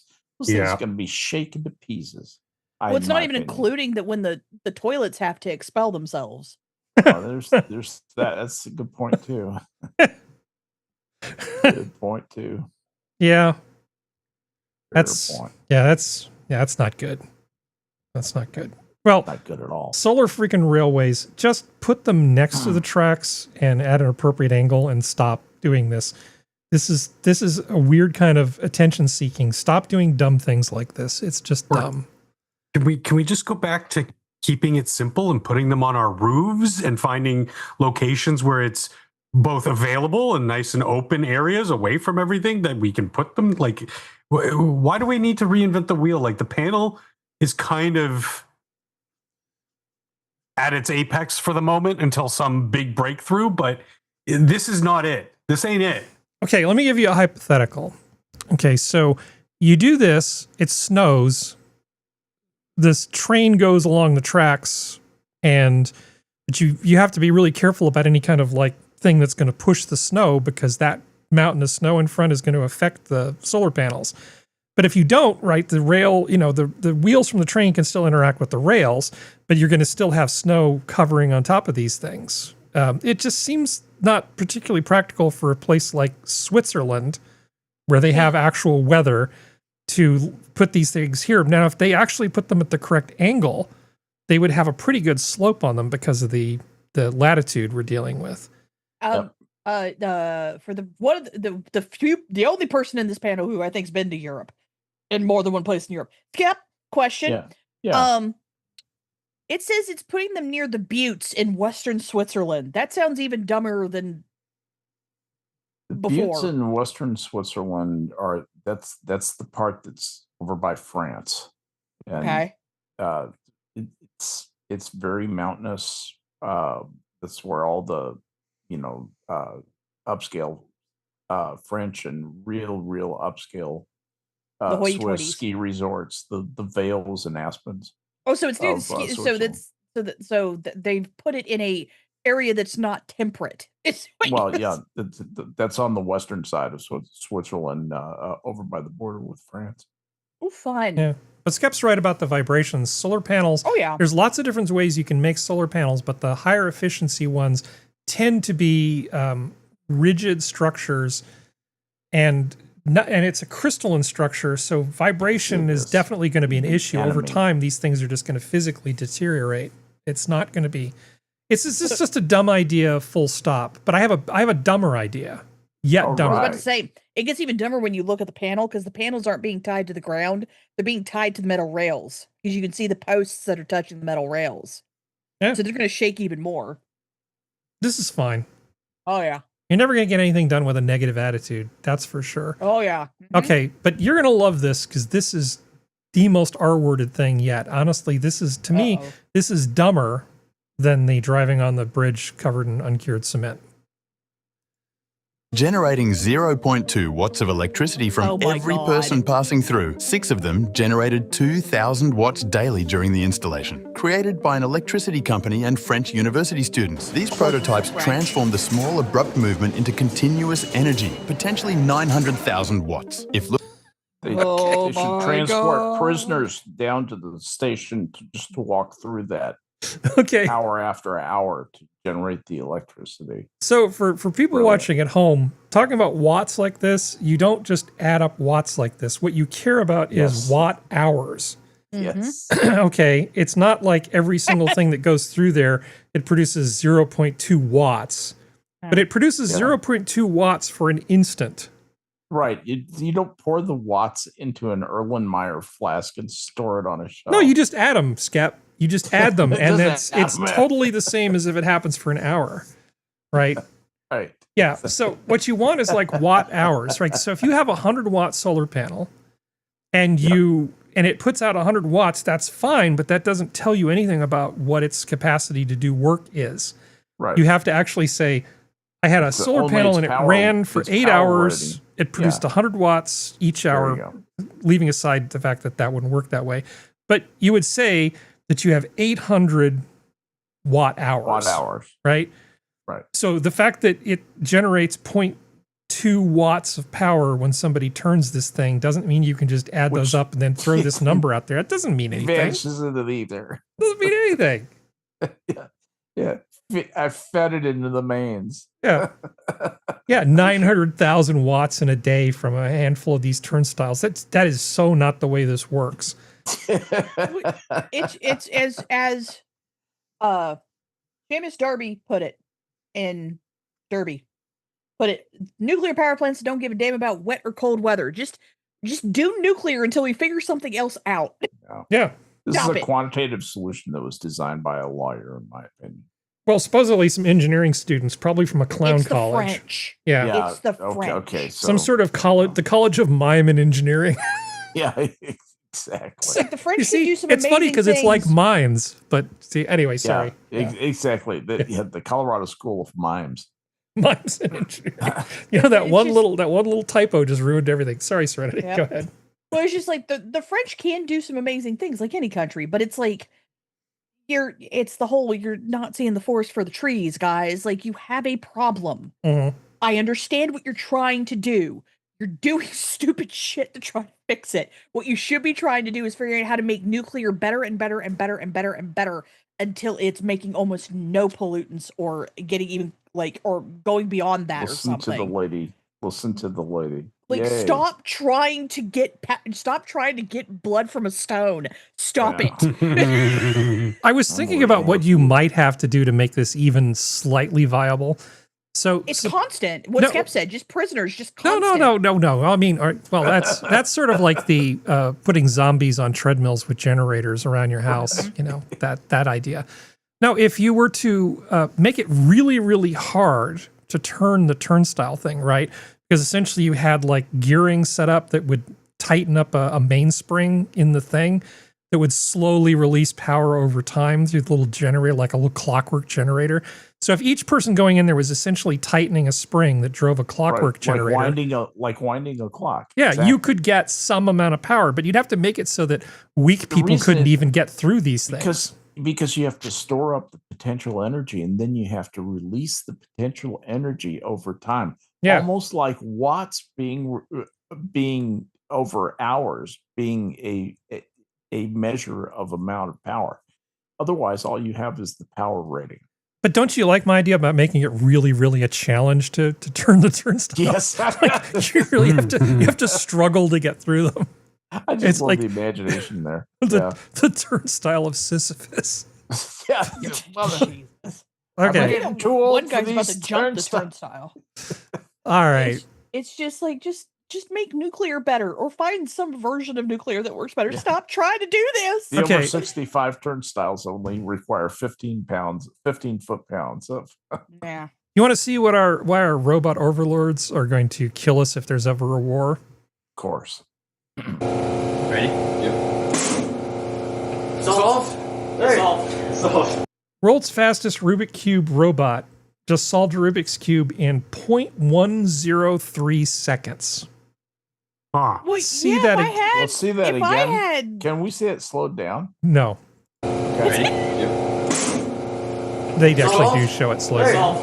Solved. So you guys, gonna be good, dude. how much time If was I it? had that many fingers that it has, I'd be able to solve a Rubik's Cube. What do you mean you don't know? Okay. 103. Are you serious? Yeah. This is what happens when you don't get let into the fraternity. you just have to sleep in the lab.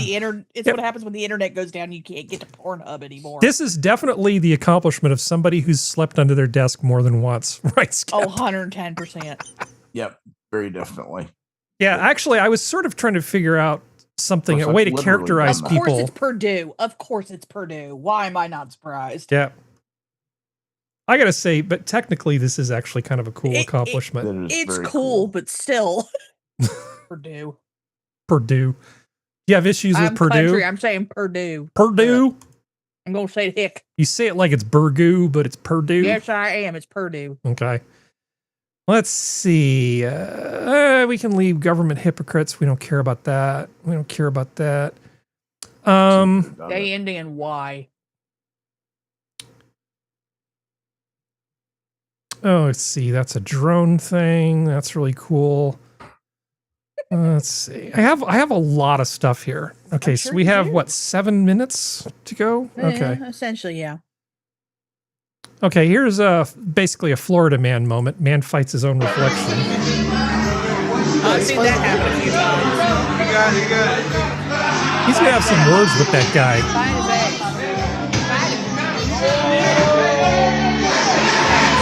I find it hard to imagine you can get so drunk that you start fighting your own reflection. I think you have to start out being kind of R-worded to begin with. Yes. You don't know what other chemical agents he's under the influence of. Little PCP goes a long way. He doesn't look like your typical PCP user, but that's of course what a naive person would say, right, Skep? You never know who's a PCP user. Yeah, that's really true. That's absolutely true. Or he can just be having like regular over-the-counter drugs and it's interacting with the alcohol because he didn't listen to his doctor that told him not to drink alcohol. Yeah. It could be that too. Like it doesn't have to be the hard shit. So I have another piece of it's Fort Lauderdale.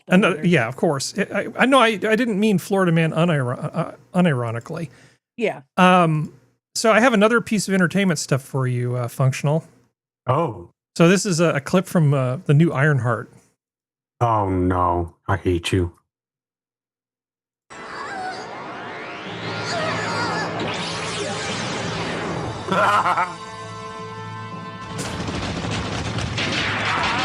This looks pretty great. Consider of them to wait for her to change. He got shot. I think I know where this is going. No, you don't. Oh, Japan. Oh, Japan. Usually I expect this more from India. Oh, Japan too. Especially in the 90s. Now watch this special effect, Functional. Look at that. It really drags you into the story, doesn't it? You know, wouldn't this be great on a big screen? Man, I don't think it deserves to be on any screen. Straight out of the 1960s. Yeah, sure. Look, she's coming to get you. Godzilla. God, Japan, do better. Gojira. Yeah. Let's see. I found this thing. It's called, well, I just titled it Everything is Bad. Wait. It's as terrible as you imagined, and probably worse. With more, we go to Tom Lee Cruz. Tom Lee. We're all in danger, Dan Lee. Jesus Christ, what can we do? Absolutely nothing. It was good knowing you, Tom Lee. I can't say the same. That was unnecessary. We're just now getting in reports that all the children have exploded. They will be missed. Let's check in with Olivia Lee Rodrigo. Olivia Lee, where are you? That's none of your business. Do you hear that? Cut the music. Do you hear that? What do you hear? That's the sound of us slowly dying. Can you hear it? I can hear it. It's louder in my left ear. Olivia Lee Rodrigo reporting I from actually where have some I more am. questions for you. Okay, we're going to go to Kevin Lee Costner, who has more with politics. No, I don't. Let's send it over to our senior correspondent, Nick Lee Minaj. Look at this chart. Let's bring it up. What am I looking at here? I don't know, but it doesn't look good. That looks bad. Yeah, it's probably bad. Breaking news. I was abused. Oh, that's wonderful. That was fun. I mean, it's no retro encabulator, but those only come along once in a lifetime. Yeah. Breaking news. Everything is bad. Yeah, let's see. We've got some duck things. How about Scooter Road Rage? Go for it. How about it? Shooter road rage. Hey, he put that guy on notice. Did you see what he did there? Looks like China.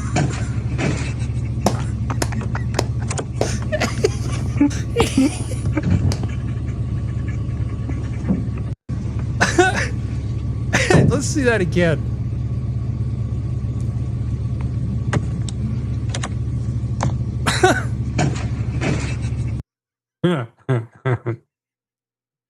Yeah, maybe don't mess with the guy who's supplying the light that you're using to not crash. Oh my. I gotta say, I really like that clip. That was quite resourceful. That was quite resourceful. Just turn your lights off in your car and let him crash, and then turn them on to watch him suffer. Looks like you crashed your bike there, eh? Why is he suddenly Canadian, huh? Because it's funny. Canadians can't drive. I don't know. Okay, so I was looking at some old cursed commercials from the 1980s. I think they were from the 1980s. No, 1990s. All right. And I found a few little things here that I thought were good, just sort of pulling them out of here. Let's see, where did it go? Sorry. Too many things in the thing. Okay. Love, sex, and dating. All right. What a hunk. Oh, God. I'm in love. Do you know the most important thing to say when you first meet someone? Are you aware of the three things that the opposite sex finds the most attractive? Do you know where and how to find the dream relationship you've always wanted? The answers to these questions and much more are available in this breakthrough new program, of Latter-day Love, Saints. Sex, and Dating in the 90s. Authors Stephen Newmark, Rebecca Sidnor, and Luann Cole are... Because if you want to have a lasting relationship in the 90s, these are the people that are going to help you get it. I've never seen three people who look less qualified to be talking about a topic than these people. Yeah. No. Are the leading experts in the field of love, sex, and dating. Together, they deliver to you the latest information taken from their live seminars. Now you can receive the powerful results from these seminars in the comfort of your own home. Call now and order Love, Sex, and Dating in the 90s and discover where and how to meet people easily, how to prepare for a date to ensure success. Well, it helps if you've got an E on your Myers-Briggs, right, Scap? Absolutely. And how alcohol. To use the keys to seduction, what men and women really want, their sexual secrets, and how to make a relationship work. I don't believe this is going to deliver any of those things. No. In fact, if I could press X any harder, I would. Yeah. No. What the purveyors of this stuff know is what you lack. Okay, and that's the market that they're trying to sell to. I think you want to make a bunch of money as quickly as possible before word spreads that your product is useless. Well, that was pre-internet, which makes it harder. Ideally, for word to you spread. want to have sold the company. Yeah. Well, the California way. It was pre regular folks had access to the internet. Yeah. Very pre, but that's also the California way. Every tech startup that has ever occurred out of almost every tech startup out of California. Well, in the same video, I found this thing for a fantastic toy. Turn up the fun with Balzac. Turn it up. Balzac. I remember that. Don't you make fun of that. I'm totally making fun of it because it's called Balzac, which sounds like ball sack. Yeah. Blow it up now. Give it away. That was a fun thing. Balzac. Hit it. Toy, some water too. A fly room. It sounds like they're saying ball sack. Yeah. Well, maybe it's because you don't have a 8-year-old boy living inside you like I do. That's dirty. It's ball sack. Crazy now, ain't that cool? Turn up the fun with Balzac. Ball sack. Ball sack. Little buddy, the Balzac brat. Us two Balzacs, so where it's at. This is Brett. Turn up the fun with Balzac. Turn up the fun with Balzac. Sack. God, that looks cringy. But you're telling me this is a good toy? Yeah, I had those. Yeah, there's I had the balls, Brat and the ball Balzac. sack, and brat. Mm-hmm. I don't know. I think the swing wing might be better than this. No imagination, Harry. No imagination. Okay. Still seems pretty terrible to me. Hey, it was a night. It's like Gak and Floam. There's ways to have fun with stuff. Gak and Floam? You don't know? Oh my god! No, I don't know about this. Look up Gak and Floam. Like, I'm not kidding. I will, but not right now. Wuss. Yeah. Okay, I'll give you one more thing, and then we'll go. Okay. A radar clocked someone going nearly double the speed limit. It turned out to be a duck and a repeat offender. So apparently this duck likes to fly around and set off the... yeah. The duck was caught doing 52 kilometers per hour in a 30-kilometer zone, the Post said, along with a photo of the fast fowl. So apparently he's done this several times. Of course he has. He's not a stupid bird. Not a belated April Fool's joke. No. Yep. The computers are calibrated and tested each year by Switzerland's Federal Institute of Metrology. Switzerland again. And the photos taken are sealed, the municipality explained, so they can't be faked. This is a real duck going a real 52 kilometers per hour, causing problems for the officials. Good on you, bud. Good on you. Good job, duck. Way above the posted speeds. Yeah. That'll do, duck. That'll do. Yeah, well, that'll do for us. Do we have anything else we need to talk about before we go? Mm-mm. Okay. How about a grape? Yeah, I think I think we did it again, in spite of the technical challenges that were presented to us before we started. I'll have to figure out what happened. You made it through. Yeah. Through the rain. We all stayed awake. Good job. Well, anyway, this has been your Minions of the Zoo for Saturday. Yes, Saturday. Thank you, panel. Did it again. Thank you, chat. Zoo's closed. Good night.